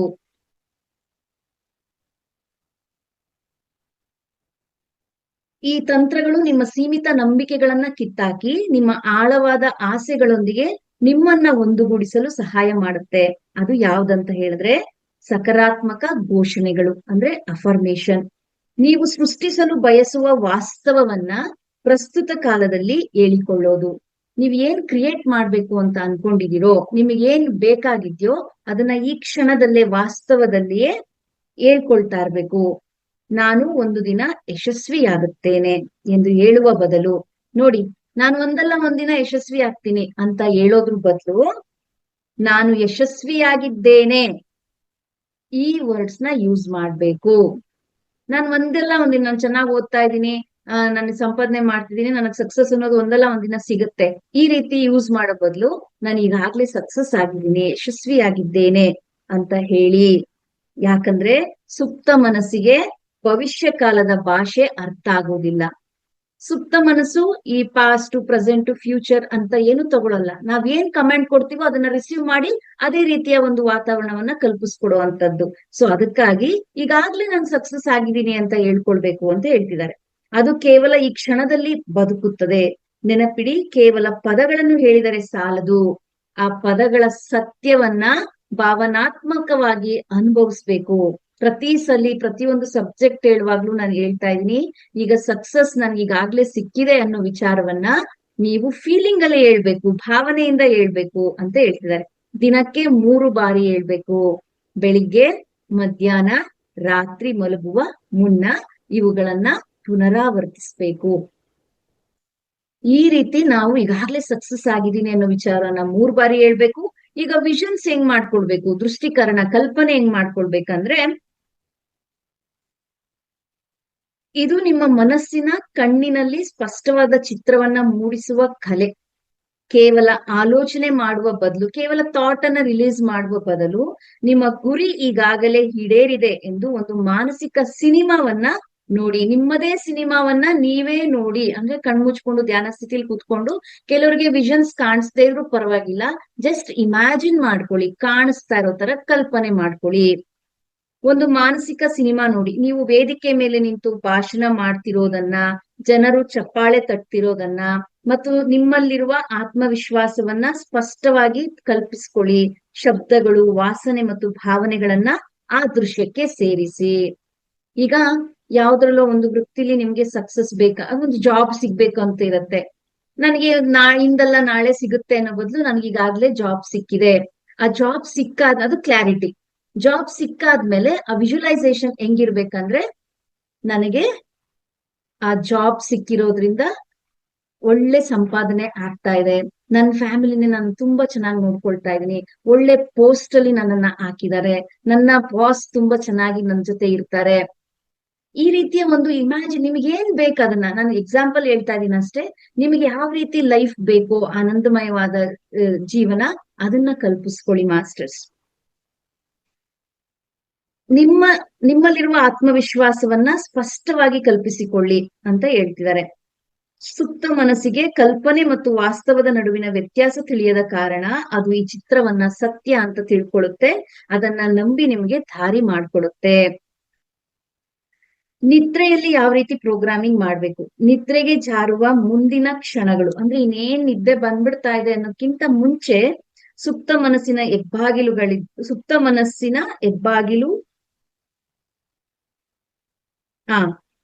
ನಾನೇನ್ ಹೇಳ್ತಾ ಇರ್ತೀನಿ, ಯಾವಾಗ್ಲೂ ಮಲ್ಕೊಳ್ಳೋ ಅಂತ ಸಂದರ್ಭದಲ್ಲಿ ನಮ್ಮ ಕಾನ್ಶಿಯಸ್ ಮೈಂಡ್ ಕ್ಲೋಸ್ ಆಗಿ ಸಬ್ ಕಾನ್ಶಿಯಸ್ ಮೈಂಡ್ ಓಪನ್ ಆಗಿರುತ್ತೆ. ಆ ಸಮಯದಲ್ಲಿ ನಿಮ್ಮ ದೇಹ ವಿಶ್ರಾಂತಿ ಸ್ಥಿತಿಯಲ್ಲಿದ್ದು ಜಾಗೃತ ಮನಸ್ಸು ಶಾಂತ ಆಗಿರುತ್ತೆ. ಇದು ಸುಪ್ತ ಮನಸ್ಸಿಗೆ ಆಜ್ಞೆ ನೀಡಲು ಸಕಾಲ. ಮಲಗುವ ಮುನ್ನ ನಾನು ಆರೋಗ್ಯವಾಗಿದ್ದೇನೆ, ಸಂತೋಷವಾಗಿದ್ದೇನೆ ಮತ್ತು ಸಮೃದ್ಧವಾಗಿದ್ದೇನೆ ಎಂದು ಮೆಲ್ಲಗೆ ಪುನರಾವರ್ತಿಸಿ. ಆರೋಗ್ಯವಾಗಿದ್ದೇನೆ, ಸಂತೋಷವಾಗಿದ್ದೇನೆ, ಸಮೃದ್ಧವಾಗಿದ್ದೇನೆ ಅಂತ ಮತ್ತೆ ಮತ್ತೆ ಹೇಳ್ಕೊಳ್ತಾ ನಿದ್ದೆಗೆ ಜಾರಿ ಮಾಸ್ಟರ್ಸ್. ಯಾವುದೇ ಬಲವಂತವಿಲ್ಲದೆ ಶಾಂತವಾಗಿ ಈ ಆಲೋಚನೆಗಳು ನಿಮ್ಮ ಆಳಕ್ಕೆ ಇಳಿಯಲು ಬಿಡಿ. ಮತ್ತೆ ಬೇರೆ ಯಾವುದೇ ರೀತಿಯ ಆಲೋಚನೆ ಮಾಡ್ಬೇಡಿ. ಇಷ್ಟು ಹೇಳಿ ನಿಧಾನಕ್ಕೆ ನೀವು ನಿದ್ದೆಗೆ ಜಾರಿ ಅಂತ ಹೇಳ್ತಿದ್ದಾರೆ. ಪ್ರಾರ್ಥನೆ ಮತ್ತು ಕೃತಜ್ಞತೆ ಅಂತ ಹೇಳ್ತಿದ್ದಾರೆ. ಇಲ್ಲಿ ಪ್ರಾರ್ಥನೆ ಅಂತ ಹೇಳಿದ್ರೆ ಬೇಡುವುದಲ್ಲ, ನನಗೆ ಅದ್ ಮಾಡಪ್ಪ, ಇದ್ ಮಾಡಪ್ಪ, ಹಂಗ್ ಮಾಡಪ್ಪ, ಹಿಂಗ್ ಮಾಡಪ್ಪ ಅಂತ ನಾವು ದೇವ್ರ ಮುಂದೆ ನಿಂತ್ಕೊಂಡು ಕೇಳ್ಕೊಳ್ತೀವಿ, ಕೋರಿಕೆ ಮಾಡ್ಕೊಳ್ತೀವಲ್ಲ, ಅದಲ್ಲ. ಇಲ್ಲಿ ಪ್ರಾರ್ಥನೆ ಎಂದರೆ ಬೇಡುವುದಲ್ಲ, ಬದಲಾಗಿ ನಿಮ್ಮ ಆತ್ಮವನ್ನ ಉನ್ನತ ಶಕ್ತಿಯೊಂದಿಗೆ ಒಂದುಗೂಡಿಸೋದು. ಕೃತಜ್ಞತೆಯು ನಿಮ್ಮ ಗಮನವನ್ನ ಕೊರತೆಯಿಂದ ಸಮೃದ್ಧಿಯ ಕಡೆಗೆ ತಿರುಗಿಸುತ್ತೆ. ಅಂದ್ರೆ ನಾವೀಗ ಏನ್ ವಿಷನ್ಸ್ ಮಾಡ್ಕೊಂಡಿದೀವೋ, ಕಲ್ಪನೆ ಮಾಡ್ಕೊಂಡಿದೀವೋ ಎಲ್ಲ ಸಿಕ್ಕಿದೆ ಅಂತ, ಇಷ್ಟೆಲ್ಲ ನೀನು ನನಗೆ ಕೊಟ್ಟಿರೋದಕ್ಕೆ ಯೂನಿವರ್ಸ್ಗೆ ಒಂದು ಕೃತಜ್ಞತೆ ಅಂತ ನೀವು ತಿಳಿಸಿದ್ದೆ ಆದ್ರೆ ಅಲ್ಲಿ ನಿಮ್ಮ ಸಂಕಲ್ಪ ಕಂಪ್ಲೀಟ್ ಆಗತ್ತೆ. ನಿಮ್ಮ ಪ್ರಯತ್ನವನ್ನ ನೀವು ಮಾಡಿ ಉಳಿದದ್ದನ್ನ ಭಗವಂತನಿಗೆ ಬಿಟ್ಬಿಡಿ ಮಾಸ್ಟರ್ಸ್. ಮಧ್ಯದಲ್ಲಿ ಯಾವುದೇ ನಕಾರಾತ್ಮಕ ಆಲೋಚನೆಗಳನ್ನ ಮಾಡದೆ ನಿಮಗೆ ಏನ್ ಬೇಕೋ ಕ್ಲಾರಿಟಿ ಹೇಳಿ ಅದನ್ನ ಊಹಿಸ್ಕೊಳ್ಳಿ, ಮತ್ತೆ ಅದಕ್ಕೆ ಒಂದು ಕೃತಜ್ಞತೆ. ಎಲ್ಲ ನೀಡಿರೋದಕ್ಕೆ, ನನ್ನ ಜೀವನದಲ್ಲಿ ಇದನ್ನೆಲ್ಲ ನೀನು ಗಳಿಸ್ಕೊಟ್ಟಿರೋದಕ್ಕೆ ಥ್ಯಾಂಕ್ ಯು ಸೋ ಮಚ್ ಅಂತ ನೀವ್ ಹೇಳಿದ್ದೆ ಆದ್ರೆ ನಿಮ್ಮ ಬೀಜ ಬೆಳಿಲಿಕ್ಕೆ ಪ್ರಾರಂಭ ಆಗತ್ತೆ, ಮೊಳಕೆ ಹೊಡಿಲಿಕ್ಕೆ ಪ್ರಾರಂಭ ಆಗತ್ತೆ. ನಿಮ್ಮ ಗಮನವನ್ನ ಕೊರತೆಯಿಂದ ಸಮೃದ್ಧಿಯ ಕಡೆಗೆ ತಿರುಗಿಸುತ್ತೆ. ನಿಮಗೆ ಬೇಕಾದುದು ಈಗಾಗಲೇ ಸಿಕ್ಕಿದೆ ಎಂದು ಕೃತಜ್ಞತೆ ಸಲ್ಲಿಸಿದಾಗ ನಿಮ್ಮ ಸುಪ್ತ ಮನಸ್ಸು ಅಂತಹ ಘಟನೆಗಳನ್ನ ಹೆಚ್ಚೆಚ್ಚು ಆಕರ್ಷಣೆ ಮಾಡುತ್ತೆ. ಸೊ ಬದಲಾವಣೆಯ ತಾಯಿ ಪುನರಾವರ್ತನೆ. ಬದಲಾವಣೆ ಆಗ್ಬೇಕು ಅಂತ ಹೇಳಿದ್ರೆ ಮತ್ತೆ ಮತ್ತೆ ಅದೇ ವಿಚಾರಗಳನ್ನ ಹೇಳ್ತಾ ಇರ್ಬೇಕು. ಒಂದಿನ ಹೇಳಿ ಸುಮ್ಮನಾಗೋದಲ್ಲ, ಅದೇ ವಿಚಾರಗಳನ್ನ ಹೇಳ್ತಾ ಹೇಳ್ತಾ ನೀವು ಸಕ್ಸಸ್ ಅನ್ನೋದು ಸಿಕ್ಕಿದೆ ಅಂತ ಹೇಳೋ ವಿಚಾರ ಸಿಕ್ಕೋ ತನಕ ಹೇಳ್ತಾ ಇರಿ ಮಾಸ್ಟರ್ಸ್. ಸಿಕ್ಕದ್ಮೇಲೆ ಕೃತಜ್ಞತೆಯನ್ನ ಸಲ್ಲಿಸ್ಕೊಳ್ತಾ ಬರ್ತಾ ಇರಿ. ನಿಮ್ಗನ್ಸುತ್ತೆ ಕಣ್ಣಿಗೆ ಆ ಸಕ್ಸಸ್ ಅನ್ನೋದು ಕಾಣಿಸ್ತಿರೋದಿಲ್ಲ, ಆ ಕಾಣದೇ ಇರೋ ಸಕ್ಸಸ್ ನ ನೋಡ್ಕೊಂಡು ಹೊರಡಿಸ್ತಾ ಇರ್ತೀರ ಪದಗಳನ್ನ. ನಿಮ್ಮ ಒಳಗಡೆ ಯಾವುದು ಬೇಕು ಅಂತ ಇದೆಯೋ ಅದನ್ನ ಹೇಳ್ತಾ ಬನ್ನಿ. ಹಾಗೆ ಪುನರಾವರ್ತನೆಯನ್ನು ಬದಲಾವಣೆಯ ತಾಯಿ ಅಂತ ಕರೀತಾರೆ. ಒಂದು ಸಣ್ಣ ಸಕಾರಾತ್ಮಕ ಆಲೋಚನೆ ನಿಮ್ಮ ದಿನವನ್ನ ಬೆಳಗಬಹುದು, ಆದ್ರೆ ಅದನ್ನ ದಿನ ಪುನರಾವರ್ತಿಸಿದಾಗ ಅದು ನಿಮ್ಮ ಸುಪ್ತ ಮನಸ್ಸಿನ ನರಮಂಡಲವನ್ನೇ ಬದಲಾಯಿಸುತ್ತೆ. ನಮ್ಮ ಪ್ರತಿಯೊಂದು ನರ್ವ್ ಸಿಸ್ಟಮ್ಸ್ ಅದು ಕೂಡ ಬದಲಾಗುತ್ತೆ ಯಾವಾಗ ನಾವು ಒಳ್ಳೆಯ ಆಲೋಚನೆಗಳನ್ನ ಹೊರಡಿಸ್ತಾ ಇದ್ದಾಗ, ಪುನಃ ಅದೇ ವಿಚಾರವನ್ನ ವಿಜುವಲೈಸೇಷನ್ಸ್ ಮಾಡ್ಕೊಳ್ತಾ ಇರುವಾಗ ಬದಲಾವಣೆ ಅನ್ನೋದು ಖಂಡಿತವಾಗ್ಲು ಪ್ರತಿಯೊಂದು ನರಗಳಲ್ಲೂ ಚೇಂಜಸ್ ಆಗುತ್ತೆ ಅಂತ ಹೇಳ್ತಿದ್ದಾರೆ. 7 ದಿನಗಳ ರಿವೈರ್ ಸವಾಲು ಪರಿವರ್ತನೆಯನ್ನ ಹಿಂದೆ ಆರಂಭಿಸಲು ಇನ್ನೊಂದು ಸರಳ ಸವಾಲಿದೆ ಅಂತ ಹೇಳ್ತಿದ್ದಾರೆ. ಒಂದು ಚಿಕ್ಕ ಟಾಸ್ಕ್ ತರ ಹೇಳ್ತಿದ್ದಾರೆ. ಬೆಳಿಗ್ಗೆ 3 ಸಕಾರಾತ್ಮಕ ಘೋಷಣೆಗಳನ್ನ ಭಾವನೆಯಿಂದ ಹೇಳ್ಬೇಕು.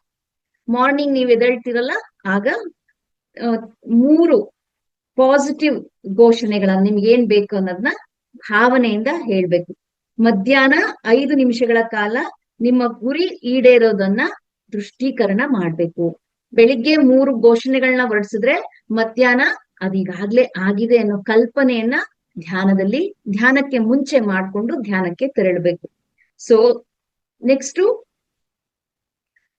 ರಾತ್ರಿ ನಿದ್ರೆಗೆ ಜಾರುವ ಮುನ್ನ ಕೃತಜ್ಞತೆಯಿಂದ ಸುಪ್ತ ಮನಸ್ಸಿಗೆ ಸಕಾರಾತ್ಮಕ ಸಂದೇಶವನ್ನ ನೀಡಿ.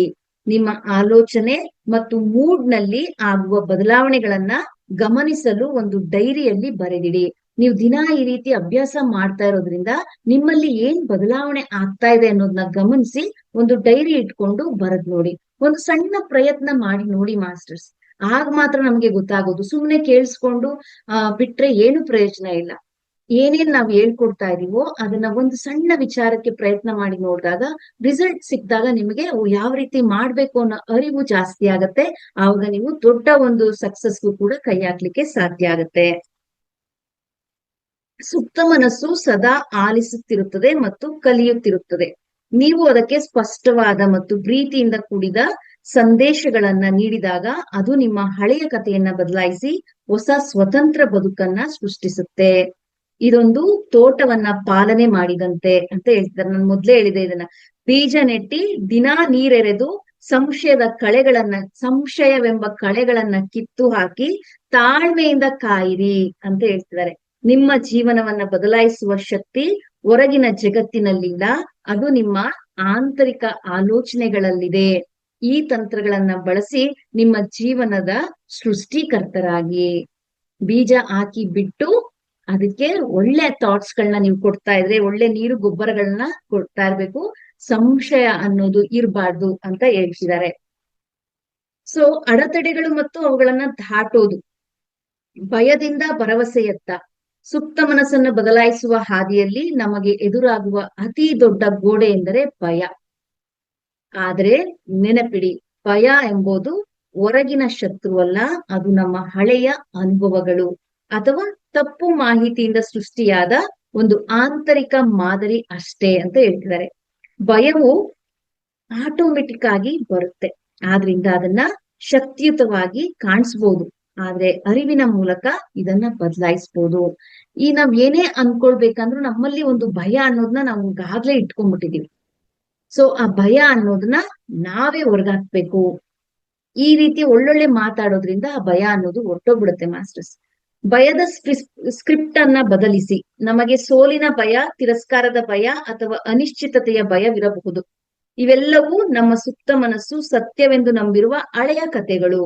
ಯಾವಾಗ ನೀವು ಜಾಗೃತವಾಗಿ ಭಯಗಳನ್ನ ಎದುರಿಸಲು ನಿರ್ಧರಿಸ್ತಿರೋ ಆಗ ಬದಲಾವಣೆ ಆರಂಭ ಆಗತ್ತೆ. ನಾನು ಸುರಕ್ಷಿತವಾಗಿದ್ದೇನೆ, ನಾನು ಸಮರ್ಥನಾಗಿದ್ದೇನೆ ಮತ್ತು ನಾನು ಯಶಸ್ಸನ್ನ ಸ್ವಾಗತಿಸ್ತೇನೆ ಎಂಬ ಅಫರ್ಮೇಶನ್ಗಳು ಕೇವಲ ಮಾತುಗಳಲ್ಲ, ಅವು ನಿಮ್ಮ ಮನಸ್ಸಿನಲ್ಲಿರುವ ಭಯದ ಕೋಟೆಯನ್ನ ಕೆಡವಲು ಬಳಸುವ ಆಯುಧಗಳು. ನೋಡಿ ಮಾಸ್ಟರ್ಸ್, ಯಾವಾಗ ನಮ್ಮ ಸಕಾರಾತ್ಮಕ ಆಲೋಚನೆಗಳು ಹೊರಡಿಸ್ತೀವೋ, ಪದೇ ಪದೇ ಪುನರಾವರ್ತಿಸ್ತೀವೋ, ನಮ್ಮ ಹಳೆಯ ಎಲ್ಲಾ ಪ್ರೋಗ್ರಾಮ್ಗಳು ಅಳಿಸೋಗಿ ಆ ಭಯ ಅನ್ನೋ ಕೋಟೆಯನ್ನ ಕೆಡವಲು ಬಳಸತಕ್ಕಂತ ಆಯುಧಗಳು ಈ ಒಂದು ಮಹತ್ವವಾದ ಅದ್ಭುತವಾದ ಆಲೋಚನೆಗಳು ಅಂತ ಹೇಳ್ತಿದ್ದಾರೆ. ಪ್ರತಿರೋಧ, ಮನಸ್ಸಿನ ಒಳಗಿನ ಹಗ್ಗ ಜಗ್ಗಾಟ, ಹಳೆಯ ನಂಬಿಕೆಗಳು ಅಷ್ಟು ಸುಲಭವಾಗಿ ಬಿಟ್ಟೋಗೋದಿಲ್ಲ ಅಲ್ವಾ ಮಾಸ್ಟರ್ಸ್? ನಾನು ಹೇಳ್ದಷ್ಟು ಸುಲಭ ಅಲ್ಲ ಎಲ್ಲವನ್ನ ಹಳೆ ಪ್ರೋಗ್ರಾಮಿಂಗ್ ನ ಅಳಿಸಾಕುವಂಥದ್ದು. ಹೊಸ ಬೀಜಗಳನ್ನ ಬಿತ್ತಲು ಆರಂಭಿಸಿದಾಗ ಒಳಗಿನಿಂದ ತಡೆ ಅನ್ನೋದು ಬರ್ತಾ ಇರುತ್ತೆ, ಪ್ರತಿರೋಧ ಎದುರಾಗ್ತಾ ಇರುತ್ತೆ. ನಿಮಗೆ ಸಂಶಯ ಬರಬಹುದು, ಬೇಸರವಾಗಬಹುದು ಅಥವಾ ಅರ್ಧದಲ್ಲೇ ಬಿಟ್ಟು ಬಿಡುವ ಮನಸ್ಸಾಗಬಹುದು. ಡಾಕ್ಟರ್ ಮರ್ಫಿ ಹೇಳ್ತಾರೆ, ಒಂದು ಅಮೂಲ್ಯವಾದ ಎಚ್ಚರಿಕೆಯನ್ನ ನೀಡ್ತಾರೆ. ನಂಬಿಕೆಯಿಂದ ಬಿತ್ತಿದಂತಹ ಬೀಜವನ್ನ ಸಂಶಯದಿಂದ ಪದೇ ಪದೇ ಕಿತ್ತು ನೋಡಬೇಡಿ. ನೀವ್ ಏನ್ನ ಪ್ರಬಲವಾಗಿ ನಂಬಿ ಒಂದು ಆಲೋಚನೆಯನ್ನ ಹೊರಡಿಸಿದಿರೋ ಅದಕ್ಕೆ ಮತ್ತೆ ಮತ್ತೆ ವಿಕಲ್ಪವನ್ನ ಆಡ್ ಮಾಡ್ಬೇಡಿ. ಈಗ ಬೀಜ ಬಿತ್ಬಿಟ್ಟು ಅದು ಬೆಳಿತಾ ಇದೆಯೋ ಇಲ್ವೋ ಅಂತ ತೆಗೆದು ನೋಡ್ತೀವ ಮಾಸ್ಟರ್ಸ್? ಇಲ್ಲ ಅಲ್ವಾ? ಬೀಜ ಹಾಕಿ ಅದಕ್ಕೆ ಒಂದು ಗೊಬ್ಬರವನ್ನ ಅಥವಾ ಸೂರ್ಯನ ಬೆಳಕು ಬೀಳ್ತಾ ಇದೆಯೋ ಇಲ್ವಾ ಅಥವಾ ನೀರನ್ನ ಆಗ್ತಾ ಇರ್ತೀವಿ. ಸೊ ಅವಾಗ ಮಾತ್ರ ಅದು ಬೆಳಿಲಿಕ್ಕೆ ಸಾಧ್ಯ ಆಗತ್ತೆ. ಆದ್ರೆ ನಾವು ಆಲೋಚನೆನ ಒಂದು ಹೊರಡಿಸ್ಬಿಟ್ಟು ಒಳ್ಳೆ ಆಲೋಚನೆಯನ್ನ ಮಧ್ಯದಲ್ಲಿ ಒಂದು ಭಯದ ಕಾರಣದಿಂದಾಗಿ ಸಂಶಯದ ಬೀಜಗಳನ್ನ ಬಿತ್ತಲಿಕ್ಕೆ ಶುರು ಮಾಡ್ತೀವಿ. ಸೊ ಅವಾಗ ಏನಾಗತ್ತೆ, ನಮ್ಮ ಆಲೋಚನೆಯೇ ಒಂದು ವಿಕಲ್ಪಕ್ಕೆ ತಿರುಗತ್ತೆ, ನಮ್ಮ ಸಂಕಲ್ಪ ವಿಕಲ್ಪ ಆಗತ್ತೆ. ಸಕಾರಾತ್ಮಕವಾಗಿ ಯೋಚಿಸಲು ಶುರು ಮಾಡಿದ ಮೇಲೆ ಮತ್ತೆ ನಕಾರಾತ್ಮಕ ಚಿಂತನೆಗಳಿಗೆ ಮರಳಬೇಡಿ. ಬದಲಾವಣೆಯು ಸಮಯ ತೆಗೆದುಕೊಳ್ಳುತ್ತದೆ, ಅದಕ್ಕೆ ತಾಳ್ಮೆ ಬೇಕು ಅಂತ ಹೇಳ್ತಿದ್ದಾರೆ. ಅಡೆತಡೆಗಳನ್ನ ದಾಟಲು ಪ್ರಾಯೋಗಿಕ ತಂತ್ರಗಳು ಅಂದ್ರೆ ಒಂದು ಹ್ಯಾಬಿಟ್, ಒಂದು ಅಭ್ಯಾಸವನ್ನ ರೂಢಿ ಮಾಡ್ಕೊಳ್ಳಿ. ಹೊಸ ಅಭ್ಯಾಸವನ್ನ ಹಳೆಯ ಅಭ್ಯಾಸಕ್ಕೆ ಅಂಟಿಸೋದು ಯಾವ ರೀತಿ ಅಂತ ಹೇಳ್ತಿದ್ದಾರೆ. ಉದಾಹರಣೆಗೆ ಹೇಳ್ಬೇಕಂದ್ರೆ, ಪ್ರತಿದಿನ ನಾವು ಹಲ್ಲುಜ್ತೀವಿ ಅಲ್ವಾ, ಅದು ನಮ್ಮ ದಿನನಿತ್ಯದ ಒಂದು ಮಾಡ್ಲೇಬೇಕಾದಂತ ಅಭ್ಯಾಸ. ಈ ಅಭ್ಯಾಸ ನಿಮಗೆ ಗೊತ್ತಿದೆ ಅಂದ್ಮೇಲೆ ಅದಕ್ ಮುಂಚೆ ನಿಮ್ಮ ಈ ಒಂದು ಏನ್ ಬೇಕು ಅನ್ನೋ ಆಲೋಚನೆಯನ್ನ, ಸಕಾರಾತ್ಮಕ ಆಲೋಚನೆಯನ್ನ 3 ಬಾರಿ ಹೇಳ್ಬಿಟ್ಟು ನೆಕ್ಸ್ಟ್ ಹಲ್ಲುಜ್ಜಿ ಮಾಸ್ಟರ್ಸ್. ಹಲ್ಲುಜ್ಜಕ್ ಹೋದಾಗೆಲ್ಲ ನಾನ್ ಏನ್ ಹೊರಡಿಸ್ಬೇಕು, ಈಗ ನಿಮ್ಗೆ ಏನ್ ಬೇಕು ಅನ್ನೋ ಒಂದು ಥಾಟ್ ಇದೆಯೋ ಅದನ್ನ ಹೇಳ್ಬಿಟ್ಟು ನಂತರ ಹಲ್ಲುಜ್ಜಿ. ಈ ರೀತಿ ನಿಮ್ಮ ಒಂದು ಆಲೋಚನೆಗಳನ್ನ ಅಭ್ಯಾಸದಲ್ಲಿ ಇಟ್ಕೊಳ್ಳಿ ಅಂತ ಹೇಳ್ತಿದ್ದಾರೆ. ತಕ್ಷಣ ಕನ್ನಡಿಯ ಮುಂದೆ ನಿಂತು ಅಫರ್ಮೇಶನ್ ಹೇಳಿಕೊಳ್ಳಿ. ಹೇಗಿದ್ರು ಎಲ್ಲಾ ಫ್ರೆಶ್ ಅಪ್ ಆದ್ಮೇಲೆ, ಸ್ನಾನ ಆದ್ಮೇಲೆ ನಾವು ಕನ್ನಡಿ ಮುಂದೆ ಹೋಗೇ ಹೋಗ್ತೀವಿ. ಇದು ನಿರಂತರವಾದ ಅಭ್ಯಾಸ. ಆಗ ವಿಷನ್ಸ್ ಮಾಡ್ಕೊಳ್ಳಿ, ನಿಮ್ಮನ್ನ ನೀವು ನೋಡ್ಕೊಳ್ತಾ ವಿಷನ್ಸ್ ಮಾಡ್ಕೊಳ್ಳಿ. ಅದ್ಭುತವಾಗಿ ವಿಷನ್ ಸುಂದರವಾದ ಕಲ್ಪನೆಗಳನ್ನ ಮಾಡ್ಕೊಳ್ಳಿ ಮಾಸ್ಟರ್ಸ್. ಇದು ನಿಮ್ಮ ದಿನಚರಿಯ ಭಾಗವಾಗಿ ಬಿಡೋದ್ರಿಂದ ಮರೆಯುವ ಸಾಧ್ಯತೆನೇ ಇರೋದಿಲ್ಲ. ದಿನನಿತ್ಯ ಈ ರೀತಿಯಾದಂತಹ ಅಭ್ಯಾಸ ಮಾಡ್ಕೊಳ್ಳೋದ್ರಿಂದ, ದಿನನಿತ್ಯದ ಅಭ್ಯಾಸದ ಹಿಂದೆ ನಿಮಗೆ ಏನು ಬೇಕೋ ಅದನ್ನ ಜೋಡಣೆ ಮಾಡೋದ್ರಿಂದ ಅದು ಪ್ರತಿನಿತ್ಯದ ಪ್ರಾಕ್ಟೀಸ್ ಆಗ್ಬಿಡತ್ತೆ. ನಿಮಗೆ ಸಕ್ಸಸ್ಸು ಖಂಡಿತವಾಗ್ಲೂ ಸಿಕ್ಕೇ ಸಿಗತ್ತೆ. ಸೊ ಮೈಂಡ್ ಸೆಟ್ ಜರ್ನಲಿಂಗ್ ಅಂತ ಹೇಳ್ತಿದ್ದಾರೆ. ನಿಮ್ಮ ಆಲೋಚನೆಗಳನ್ನ ಬರೇರಿ. ನಿಮ್ಮ ಭಯಗಳು ಯಾವುವು, ನಿಮ್ಮ ಪ್ರಗತಿ ಹೇಗಿದೆ, ಬರೆಯುವುದರಿಂದ ನಿಮ್ಮ ಸುಪ್ತ ಮನಸ್ಸಿನಲ್ಲಿ ಅಡಗಿರುವ ಅಡೆತಡೆಗಳು ಕಣ್ಣಿಗೆ ಕಾಣಿಸುತ್ತೆ.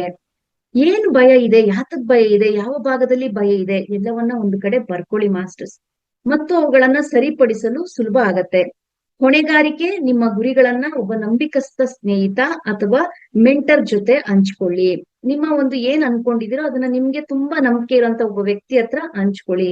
ಮತ್ತೊಬ್ಬರಿಗೆ ನಿಮ್ಮ ಗುರಿ ತಿಳಿದಿದೆ ಎಂದಾಗ ನೀವು ಅರ್ಧದಲ್ಲೇ ಬಿಟ್ಟು ಕೊಡುವ ಸಾಧ್ಯತೆ ಕಡಿಮೆ ಆಗತ್ತೆ. ನೀವ್ ಯಾವ್ದು ಒಂದು ಗೋಲ್ ಇಟ್ಕೊಂಡಿದಿರೋ ಅದನ್ನ ಒಬ್ರಿಗಾದ್ರೂ ತಿಳಿಸಿದಾಗ, ಅವನಿಗೆ ತಿಳಿಸಿದೀನಿ ನಾನು ಅದ್ರಲ್ಲಿ ಪಡಿತೀನಿ ಅಂತ ಸಕ್ಸಸ್ನ, ಸೊ ಮಾಡ್ಲಿಲ್ಲ ಅಂದ್ರೆ ಅವಮಾನ ಆಗತ್ತೆ ಅಂತನಾದ್ರೂ ನೀವು ಅದನ್ನ ಸಾಧಿಸ್ಲಿಕ್ಕೆ ಶುರು ಆಗ್ತೀರಿ. ಸೊ ನಂಬಿಕೆ ಮತ್ತು ಕೃತಜ್ಞತೆ. ಇಲ್ಲಿ ನಂಬಿಕೆ ಎಂದರೆ ಕೆಟ್ಟದರ ಬದಲು ಒಳ್ಳೆಯದನ್ನ ನಿರೀಕ್ಷಿಸುವುದು. ಪ್ರಾರ್ಥನೆ ಮತ್ತು ಕೃತಜ್ಞತೆಯು ನಿಮ್ಮ ಮನಸ್ಸನ್ನ ಸಕಾರಾತ್ಮಕತೆಯತ್ತ ತಿರುಗಿಸುತ್ತೆ. ಯಾವುದೋ ಒಂದು ಸೋಲು ಅಥವಾ ವಿಳಂಬವಾದರೆ ಅದು ಅಂತ್ಯವಲ್ಲ, ಬದಲಾಗಿ ನಿಮ್ಮ ತಾಳ್ಮೆಯ ಪರೀಕ್ಷೆ. ನೀವೇನೋ ಒಂದು ಅಂದ್ಕೊಂಡಿರೋದು ಮಧ್ಯದಲ್ಲಿ ಪರೀಕ್ಷೆಗಳು ಬರ್ತಾ ಇರತ್ತೆ, ನಾವ್ ಅನ್ಕೊಳ್ತೀವಿ ಮತ್ತೆ ನಾನ್ ಫೇಲ್ಯೂರ್ ಆದೆ ಅಂತ. ಇಲ್ಲ ಮಾಸ್ಟರ್, ಸಹನೆಯಿಂದ ತಾಳ್ಮೆಯಿಂದ ಇರಿ. ನೀವು ನಂಬಿದೀರಾ ಅಂದ್ರೆ ಭಗವಂತ ನಿಮ್ಮ ಜೊತೆ ಇರ್ತಾನೆ. ಎಲ್ಲಿ ನಂಬಿಕೆ ಇರುತ್ತೋ ಅಲ್ಲಿ ಭಗವಂತನ ಆಶೀರ್ವಾದ ಇರತ್ತೆ, ಅವನ ಒಂದು ಪ್ರೇರಣೆ ಇರತ್ತೆ, ಅವನ ಒಂದು ಸ್ಫೂರ್ತಿ ಇರತ್ತೆ, ನಿಮಗೆ ಅದು ಸಿಕ್ಕೇ ಸಿಗತ್ತೆ. ಭಯ ಎಲ್ಲಿ ಇರುತ್ತೋ ಆಗ ಭಗವಂತ ನಿಮ್ಮ ಜೊತೆಗಿರೋದಿಲ್ಲ, ನೀವು ಫೇಲ್ಯೂರ್ಸ್ ಅನ್ನ ನೋಡ್ತಾ ಇರ್ತೀರಾ. ಸಕ್ಸಸ್ ಬೇಕಂದ್ರೆ ನಿಮ್ಮ ಆಲೋಚನೆ ಶುದ್ಧವಾಗಿರ್ಬೇಕು, ನಂಬಿಕೆ ದೃಢವಾಗಿರ್ಬೇಕು, ಕಲ್ಪನೆ ಅದ್ಭುತವಾಗಿರ್ಬೇಕು. ಸೊ ನಮ್ಮ ಮನಸ್ಸು ಮರದ ಬೇರುಗಳಂತೆ. ಮೇಲ್ನೋಟಕ್ಕೆ ಬದಲಾವಣೆ ಕಾಣದಿದ್ದರೂ ಮಣ್ಣಿನ ಕೆಳಗೆ ಬೇರುಗಳು ಗಟ್ಟಿಯಾಗಿರುತ್ತವೆ. ಸಣ್ಣ ಸಣ್ಣ ಗೆಲುವುಗಳನ್ನ ಸಂಭ್ರಮಿಸಿ. ನೀವು ನಂಬಿಕೆಯಿಂದ ಹೆಜ್ಜೆ ಇಟ್ಟು ಹೋದರೆ ನಿಮ್ಮ ಸುಪ್ತ ಮನಸ್ಸು ನಿಮ್ಮ ಕನಸುಗಳನ್ನ ನನಸಾಗಿಸಲು ಅವಿಶ್ರಾಂತವಾಗಿ ಕೆಲಸ ಮಾಡುತ್ತೆ. ಸೊ ಭಯ, ಸಂಶಯ ಮತ್ತು ಪ್ರತಿರೋಧಗಳು ಈ ಪ್ರಯಾಣದ ಸಹಜ ಭಾಗಗಳು. ಅವುಗಳನ್ನ ಸೋಲಿನ ಸಂಕೇತವೆಂದು ತಿಳಿಯಬೇಡಿ. ಅವುಗಳನ್ನ ದಾಟಲು ಸಿಕ್ಕ ಅವಕಾಶವೆಂದು ತಿಳಿಯಿರಿ. ಯಾವುದೇ ರೀತಿಯ ಪರೀಕ್ಷೆಗಳು ಬಂದ್ರೂ ದೊಡ್ಡ ಮಟ್ಟದ ಸಕ್ಸಸ್ ನನಗ್ ಸಿಗ್ಲಿಕ್ಕೆ ಇದು ಬಂದಿರೋಂತ ಒಂದು ಚಿಕ್ಕ ಪರೀಕ್ಷೆ ಅಂತ ಹೇಳಿ ಅದನ್ನ ದಾಟಿ ಮಾಸ್ಟರ್ಸ್ ಅದೊಂದನ್ನ ಆಪರ್ಚುನಿಟಿ ಆಗಿ ತಗೊಳ್ಳಿ. ಸಮಸ್ಯೆ ಆಗಿ ತಗೊಳ್ಬೇಡಿ, ಚಾಲೆಂಜ್ ಆಗಿ ತಗೊಳ್ಬೇಡಿ. ಅವಕಾಶವಾಗಿ ತಗೊಂಡಾಗ ಸಕ್ಸಸ್ ಗ್ಯಾರಂಟಿ. ನಿಮ್ಮ ಸುಪ್ತ ಮನಸ್ಸು ನಿಮ್ಮ ಶಕ್ತಿಯುತ ಮಿತ್ರ. ಒಮ್ಮೆ ನೀವು ಈ ಅಡೆತಡೆಗಳನ್ನ ದಾಟಿದರೆ ಯಶಸ್ಸು ಮತ್ತು ಶಾಂತಿ ನಿಮ್ಮದಾಗುವುದು ಖಚಿತ ಅಂತ ಇಲ್ಲಿ ತಿಳಿಸ್ತಿದ್ದಾರೆ. ಸೊ ಟೈಮ್ ಆಯ್ತಾ ಮ್ಯಾಮ್? ಹಾ ಮೇಡಮ್, 4:20 ಆಗಿದೆ, ಇನ್ನೊಂದ್ 5 ನಿಮಿಷ ತಗೊಳ್ಳಿ. ಓಕೆ, ಒಂದ್ ಸಣ್ಣ ಕತೆ ಹೇಳ್ಬಿಟ್ಟು ನಾನು ಇದನ್ನ ಮುಗಿಸ್ತೀನಿ. Yes, ma'am. ಮಾಸ್ಟರ್ಸ್, ವಾಸ್ತವ ಬದಲಾವಣೆಯ ಅಂದ್ರೆ ಈ ಒಂದು ಪ್ರೆಸೆಂಟ್ ಲೈಫ್ ಅಲ್ಲಿ ಎಷ್ಟೋ ಜನ ಈ ರೀತಿಯ ಒಂದು ಒಳ್ಳೆಯ ಭಾವನೆಗಳನ್ನ ತಮ್ಮ ಸುಪ್ತ ಮನಸ್ಸಿಗೆ ಕೊಡೋದ್ರ ಮೂಲಕ ಅವರ ಜೀವನವನ್ನ ಉತ್ತಮವಾಗಿ ಮಾಡ್ಕೊಂಡಿರುವಂತ ಕೆಲವು ಕಥೆಗಳನ್ನ ಹೇಳಿದ್ದಾರೆ. ಸೊ ನಿಮ್ಮ ಭವಿಷ್ಯ ನಿಮ್ಮ ಕೈಯಲ್ಲಿದೆ. ಜೋಸೆಫ್ ಮರ್ಫಿಯವರ ಬೋಧನೆಗಳು ಕೇವಲ ಸಿದ್ಧಾಂತಗಳಲ್ಲ ಮಾಸ್ಟರ್ಸ್, ಅವು ಜನರ ಬದುಕನ್ನು ಬದಲಾಯಿಸಿದ ಜೀವಂತ ಸಾಕ್ಷಿಗಳು. ಇತರರ ಜೀವನದಲ್ಲಿ ಆದ ಪವಾಡಗಳನ್ನ ನೋಡಿದಾಗ ನಮಗೂ ಬದಲಾವಣೆ ಸಾಧ್ಯ ಎಂಬ ದೃಢ ನಂಬಿಕೆ ಮೂಡೋದು ಗ್ಯಾರಂಟಿ. ಅಂತಹ ಕೆಲವು ಸ್ಫೂರ್ತಿದಾಯಕ ಕಥೆಗಳನ್ನ ಇಲ್ಲಿ ತಿಳಿಸ್ತಿದ್ದಾರೆ. ಗ್ರೇಸ್ ಅಂತ ಒಂದು ಹುಡುಗಿ ಇರ್ತಾಳೆ. ಅವರ ಕತೆ ಏನಂದ್ರೆ ಮುರಿದ ಹೃದಯದ ಚಿಕಿತ್ಸೆ. ಅಂದ್ರೆ ಆ ಏನ್ ಹೇಳ್ತೀವಿ, ಪ್ರೀತಿ ಅನ್ನೋದು ಫೇಲ್ಯೂರ್ ಆಗಿರುತ್ತೆ ಅಂತ ಅನ್ಕೊಳ್ಳಿ. ಗ್ರೇಸ್ ಹಲವು ವರ್ಷಗಳಿಂದ ಪ್ರೀತಿಯಲ್ಲಿ ಮೋಸ ಹೋಗಿರ್ತಾಳೆ. ಅಂದ್ರೆ ಆಕೆಗೆ ಯಾವ್ದೋ ಒಬ್ಬ ವ್ಯಕ್ತಿನ ಲವ್ ಮಾಡಿದ್ದೆ ಆದ್ರೆ ಅದು ಫೇಲ್ಯೂರ್ ಆಗ್ತಾ ಬರ್ತಿರುತ್ತೆ. ನನಗೆ ಪ್ರೀತಿ ಅನ್ನೋದೇ ಸಿಗೋದಿಲ್ಲ, ಪ್ರೀತಿ ಅಂದ್ರೆ ನೋವು ಎಂಬ ನಂಬಿಕೆಯಲ್ಲಿ ಅವಳು ಜೀವನ ಮಾಡ್ತಿರ್ತಾಳೆ. ನೋಡಿ ಮಾಸ್ಟರ್ಸ್, ಅವಳ ನಂಬಿಕೆ ಅವಳ ಜೀವನ ಆಗಿದೆ. ಅವಳೇನ್ ನಂಬಿದಾಳೆ? ಪ್ರೀತಿ ಅನ್ನೋದು ನನ್ನಂತವ್ರಿಗಲ್ಲ, ನನಗೆ ಅದು ಯಾವ್ದು ನನ್ನ ಜೀವನದಲ್ಲಿ ಸಿಗೋದೇ ಇಲ್ಲ ಅನ್ನೋ ಒಂದು ದೃಢವಾದ ನಂಬಿಕೆಯಿಂದ ಆಕೆಗೆ ಆ ಪ್ರೀತಿಲಿ ಯಶಸ್ಸನ್ನ ಗಳಿಸ್ಲಿಕ್ಕೆ ಸಾಧ್ಯ ಆಗ್ತಾ ಇಲ್ಲ. ಅವರು ಮರ್ಫಿ ಅವರ ಈ ಒಂದು ತಂತ್ರಗಳನ್ನ, ಅಂದ್ರೆ ಸಬ್ ಕಾನ್ಶಿಯಸ್ ಮೈಂಡ್ಗೆ ನಾವು ಯಾವ ರೀತಿಯ ಪ್ರೋಗ್ರಾಮಿಂಗ್ ಕೊಡ್ಬೇಕು ಅನ್ನೋ ವಿಚಾರಗಳನ್ನ ತಿಳ್ಕೊಂಡು ಅದನ್ನ ಅಳವಡಿಸ್ಕೊಳ್ತಾರೆ. ಪ್ರತಿದಿನ ಯಾವ ರೀತಿ ಮಾತುಗಳನ್ನ ಹೇಳ್ತಾರೆ ಅಂದ್ರೆ, ನಾನು ಪ್ರೀತಿಗೆ ಅರ್ಹಳು. ಇಷ್ಟು ದಿನ ಏನ್ ಹೇಳ್ಕೊಂಡ್ಬಂದ್ಲು? ನಾನು ಪ್ರೀತಿಗೆ ಅರ್ಹತೆ ಹೊಂದಿಲ್ಲ, ನನಗೆ ಪ್ರೀತಿ ಅನ್ನೋದು ಸಿಗೋದೇ ಇಲ್ಲ ಅಂತ ಹೇಳ್ತಾ ಇದ್ದೆ. ಈಗ ಈ ಒಂದು ವಿಚಾರಗಳನ್ನ ತಿಳಿದ್ಮೇಲೆ ನಾನು ಪ್ರೀತಿಗೆ ಅರ್ಹಳು, ನನ್ನ ಹೃದಯ ಗುಣವಾಗುತ್ತಿದೆ ಎಂದು ಅಫರ್ಮೇಶನ್ ಹೇಳಲು ಮತ್ತು ದೃಷ್ಟೀಕರಿಸಲು ಆರಂಭಿಸ್ತಾಳೆ. ಈ ರೀತಿ ಅಫರ್ಮೇಶನ್ಗಳನ್ನ ಹೇಳ್ಕೊಳ್ತಾಳೆ, ಮತ್ತೆ ಕಲ್ಪನೆಯನ್ನು ಮಾಡ್ಕೊಳ್ತಾಳೆ. ಸೊ ಕಾಲಕ್ರಮೇಣ ಅವರ ಸುಪ್ತ ಮನಸ್ಸಿನಲ್ಲಿದ್ದ ಭಯ ಮಾಯವಾಗಿ ಅವರು ಮತ್ತೆ ಪ್ರೀತಿಯನ್ನ ಸ್ವಾಗತಿಸ್ಲಿಕ್ಕೆ ಶುರುವಾಗ್ತಾರೆ. ಸೊ ಡೇವಿಡ್ ಅನ್ನೋರದು ಇನ್ನೊಂದು ಕತೆ. ಆರ್ಥಿಕ ಸಂಕಷ್ಟ, ಅಂದ್ರೆ ಇವರಿಗೆ ಹಣಕಾಸಿನ ಒಂದು ತೊಂದರೆ ಇರುತ್ತೆ ಸಿಕ್ಕಾಪಟ್ಟೆ. ಸೊ ಅದನ್ನ ಯಾವ ರೀತಿ ಅವರು ಯಶಸ್ಸನ್ನ ಗಳಿಸಿದ್ರು? ಕೆಲಸ ಕಳ್ಕೊಂಡು ದಿಕ್ಕೆಟ್ಟಿದಂತಹ ಡೇವಿಡ್ ನಾನು ಯಶಸ್ವಿಯಾಗಲು ಸಾಧ್ಯನೇ ಇಲ್ಲ ಎಂಬ ಒಂದು ನಕಾರಾತ್ಮಕ ನೆಗೆಟಿವ್ ಥಾಟ್ ನಲ್ಲೇ ಇರ್ತಾನೆ. ಸೊ ಅವರು ತಮ್ಮ ಮನಸ್ಸಿನ ಸ್ಕ್ರಿಪ್ಟ್ ಅನ್ನ ಬದಲಾಯಿಸಿದ್ರು. ಏನಂತ ನಿರ್ಧಾರ ಮಾಡಿದ್ರು ಅಂದ್ರೆ, ಅವಕಾಶಗಳು ನನ್ನನ್ನು ಹುಡುಕಿಕೊಂಡು ಬರ್ತಾ ಇದೆ. ನೋಡಿ ಮಾಸ್ಟರ್ಸ್, ಅವರ ಒಂದು ಮರು ಪ್ರೋಗ್ರಾಮಿಂಗ್ ಯಾವ ರೀತಿ ಮಾಡಿದ್ರು ಅಂದ್ರೆ, ಆಪರ್ಚುನಿಟೀಸ್ ಅನ್ನೋದು ನನ್ನ ಹತ್ರ ಬರ್ತಾನೆ ಇದೆ. ಯಾವಾಗ ಇದನ್ನ ಹೆಚ್ಚೆಚ್ಚು ಹೇಳ್ತಾ ಬಂದ್ರು, ಅದನ್ನ ನಂಬಲಿಕ್ಕೆ ಆರಂಭಿಸಿದ್ರು, ಆ ಡೇವಿಡ್ ಹೊಸ ಹೊಸ ಆಪರ್ಚುನಿಟಿಗಳನ್ನ ಸ್ವೀಕಾರ ಮಾಡಿದ್ರು. ಯಶಸ್ವಿಯಾದ ಉದ್ಯಮಿ ಕೂಡ ಆದ್ರು ಅಂತ ಹೇಳ್ತಿದ್ದಾರೆ. ಲೀಸ್ ಮತ್ತು ಮೈಕಲ್ ಇವರು ಗಂಡ ಹೆಂಡತಿ ಆಗಿರ್ತಾರೆ. ಇವರ ಸಂಬಂಧಗಳ ಮರುಜೀವ ತಮ್ಮ ಮದುವೆ ಮುರಿದು ಬೀಳುವ ಹಂತದಲ್ಲಿ ಇವರು ಡೈವರ್ಸ್ ಅನ್ನೋ ಒಂದು ಸಿಚುವೇಶನ್ಗೆ ಬಂದು ತಲುಪಿರ್ತಾರೆ ಮಾಸ್ಟರ್ಸ್. ಲೀಸಾ ಮತ್ತು ಮೈಕಲ್ ಒಬ್ಬರನ್ನೊಬ್ಬರು ಯಾವಾಗ್ಲೂ ಕಂಪ್ಲೇಂಟ್ಸ್ ಹೇಳ್ಕೊಂಡೇ ಜೀವನ ಮಾಡ್ತಿರ್ತಾರೆ. ತಮ್ಮ ಆಂತರಿಕ ಸಂಭಾಷಣೆಯನ್ನ ಯಾವಾಗ ಮರ್ಫಿ ಅವರ ಒಂದು ಈ ಪುಸ್ತಕವನ್ನ ಓದಿದ್ರೋ ಆಗ ಅವರು ತಮ್ಮ ಒಂದು ಒಳಗಿನ ಆಲೋಚನೆಗಳನ್ನ, ನಂಬಿಕೆಗಳನ್ನ ಬದಲಾಯಿಸ್ಕೊಳ್ತಾರೆ. ನಮ್ಮ ಸಂಬಂಧ ಪ್ರತಿದಿನ ಗಟ್ಟಿ ಆಗ್ತಾ ಇದೆ ಎಂಬ ಒಂದು ಹೊಸ ಅಫರ್ಮೇಶನ್ ಮತ್ತು ಶಾಂತಿಯುತ ಬದುಕಿನ ಚಿತ್ರೀಕರಣವನ್ನ, ಕಲ್ಪನೆಯನ್ನ ಅವರು ಮಾಡ್ಕೊಳ್ಳಿಕ್ಕೆ ಶುರು ಮಾಡ್ತಾರೆ. ಅವರ ನಡುವಿನ ವಿಶ್ವಾಸವನ್ನ ಆ ಒಂದು ಅಫರ್ಮೇಶನ್ ಇಂದ ಬೆಳಗ್ಲಿಕ್ಕೆ ಶುರುವಾಯ್ತು. ನಿಮ್ಮ ಅಂತರಾಳದ ನಿಧಿಯನ್ನ ಅನ್ವೇಷಿಸಿ. ಈ ಪ್ರಯಾಣದಲ್ಲಿ ನಾವು ಕಲಿತದ್ದು ಇಷ್ಟೇ ಮಾಸ್ಟರ್ಸ್, ನಮ್ಮ ಅಂತರಂಗದಲ್ಲಿರತಕ್ಕಂತಹ ವಿಚಾರಗಳನ್ನ ನಾವು ನೋಡ್ಬೇಕು, ವಿಶ್ಲೇಷಣೆ ಮಾಡ್ಬೇಕು. ಯಾವ ರೀತಿ ನಾವು ಸ್ಟೋರ್ ಮಾಡ್ಕೊಂಡಿದೀವಿ, ಯಾವ ರೀತಿ ನಾವು ನಿಮ್ಮ ಜೀವನ ನೋಡಿದ್ರೆ ನಿಮ್ಗೆ ಗೊತ್ತಾಗ್ಬಿಡತ್ತೆ. ನೀವು ನಿಜವಾಗ್ಲೂ ಸುಖವಾಗಿದ್ದೀರಾ, ಆನಂದವಾಗಿದ್ದೀರಾ ಅಂದ್ರೆ ನಿಮ್ಮ ಒಳಗಡೆ ಒಳ್ಳೆ ಭಾವನೆ ಇದೆ, ಒಳ್ಳೆ ನಂಬಿಕೆ ಇದೆ, ಒಳ್ಳೆ ಆತ್ಮವಿಶ್ವಾಸ ಇದೆ ಅಂತ ಅರ್ಥ. ಅಕಸ್ಮಾತ್ ನಿಮ್ಮ ವಾಸ್ತವ ಜೀವನದಲ್ಲಿ ದುಃಖದಲ್ಲಿದ್ದೀರಾ ಅಥವಾ ಬರೀ ಕಷ್ಟಗಳನ್ನ ಎದುರಿಸ್ತಾ ಇದ್ದೀರಾ, ಯಶಸ್ಸು ಅನ್ನೋದೇ ಸಿಗ್ತಾ ಇಲ್ಲ ಅಂದ್ರೆ ನೀವು ನಿಮ್ಮ ಪ್ರೋಗ್ರಾಮ್ ನ ಚೇಂಜ್ ಮಾಡ್ಬೇಕಾದಂತಹ ಸಮಯ ಬಂದಿದೆ ಅಂತ ಅರ್ಥ. ಇವತ್ತಿಂದನೇ ಪ್ರಾರಂಭ ಮಾಡಿ ಮಾಸ್ಟರ್ಸ್. ಇಷ್ಟು ದಿನಗಳ ನಾನು ಹೇಳ್ಕೊಂಡ್ ಬಂದೆ. ನಮ್ಮ ಜಾಗೃತ ಮನಸ್ಸು ಅಡಗಿನ ಕ್ಯಾಪ್ಟನ್ ಇದ್ದಂತೆ, ಸುಪ್ತ ಮನಸ್ಸು ಅಡಗಿನ ಇಂಜಿನ್ ಇದ್ದಂತೆ, ನೀವು ಕೊಟ್ಟ ಆಜ್ಞೆಯನ್ನು ಯಾವುದೇ ಪ್ರಶ್ನೆ ಇಲ್ಲದೆ ಪಾಲಿಸೋದು ಇದರ ಕೆಲಸ. ನೀವ್ ಏನ್ ಕೊಡ್ತಿರೋ, ನೀವೇನ್ ಅಫರ್ಮೇಶನ್ಸ್ ಅಥವಾ ಏನ್ ಒಂದು ಥಾಟ್ ನ ರಿಲೀಸ್ ಮಾಡ್ತಿರೋ ಅದೇ ರೀತಿಯಾದಂತಹ ಜೀವನವನ್ನ ಕೊಡೋದೇ ಈ ಸುಪ್ತ ಮನಸ್ಸಿನ ಕೆಲಸ. ನಿಮ್ಮ ನಂಬಿಕೆಗಳೇ ನಿಮ್ಮ ಜೀವನದ ವಾಸ್ತುಶಿಲ್ಪಗಳು. ನಿಮ್ಮ ನಂಬಿಕೆನೇ ನಿಮ್ಮ ಜೀವನದ ವಾಸ್ತುಶಿಲ್ಪ. ನಿಮ್ಮ ಆರೋಗ್ಯ, ಸಂಪತ್ತು, ಸಂಬಂಧ ಅಥವಾ ಸೃಜನಶೀಲತೆ ಪ್ರತಿಯೊಂದು ನಿಮ್ಮ ಸುಪ್ತ ಮನಸ್ಸಿನಲ್ಲಿ ಪ್ರೋಗ್ರಾಮಿಂಗ್ ಮೇಲೆ ಅವಲಂಬಿಸಿದೆ. ನಿಮ್ಮ ರಿಲೇಶನ್ಶಿಪ್ ಇರ್ಬೋದು, ನಿಮ್ಮ ಆರ್ಥಿಕ ಪರಿಸ್ಥಿತಿ ಇರ್ಬೋದು, ನಿಮ್ಮ ಒಂದು ಯಾವುದೇ ಸಕ್ಸಸ್ ಇರ್ಬೋದು, ಎಲ್ಲವೂ ಕೂಡ ನಿಮ್ಮ ಸುಪ್ತ ಮನಸ್ಸಿನಲ್ಲಿರುವ ಪ್ರೋಗ್ರಾಮ್ ನಿಂದ ನಡೀತಾ ಇರುವಂತಹ ಘಟನೆಗಳು.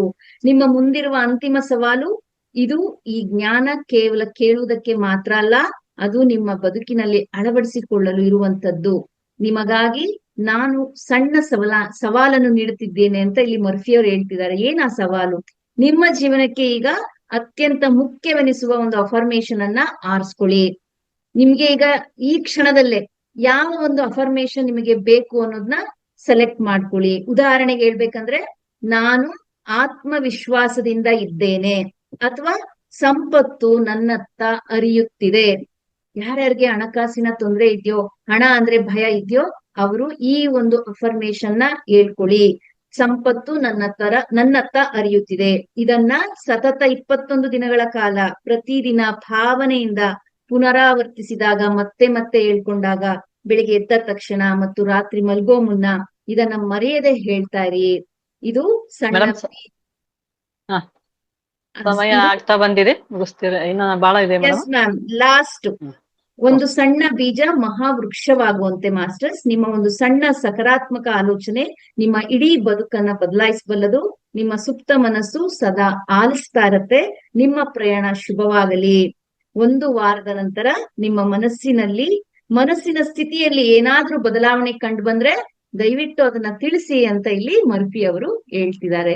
ಸೊ ಇಷ್ಟು ಹೇಳ್ತಾ, ಇಷ್ಟು ದಿನ ನಾವು ನಮ್ಮ ಸುಪ್ತ ಮನಸ್ಸಿನ ಸ್ಥಿತಿಯನ್ನ ಯಾವ ರೀತಿ ಬದಲಾಯಿಸ್ಕೊಳ್ಬಹುದು, ಅದ್ರ ಶಕ್ತಿ ಯಾವ ರೀತಿ ಇದೆ ಅನ್ನೋದನ್ನ ಹಲವಾರು ವಿಚಾರಗಳ ಮೂಲಕ ತಿಳ್ಕೊಂಡ್ರಿ.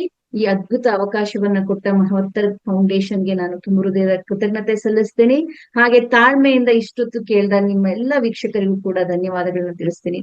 Thank you. ಎಲ್ಲ ಆಸ್ಟ್ರಲ್ ಮಾಸ್ಟರ್ಸ್ ಗಳಿಗೂ ಥ್ಯಾಂಕ್ ಯು ಸೋ ಮಚ್.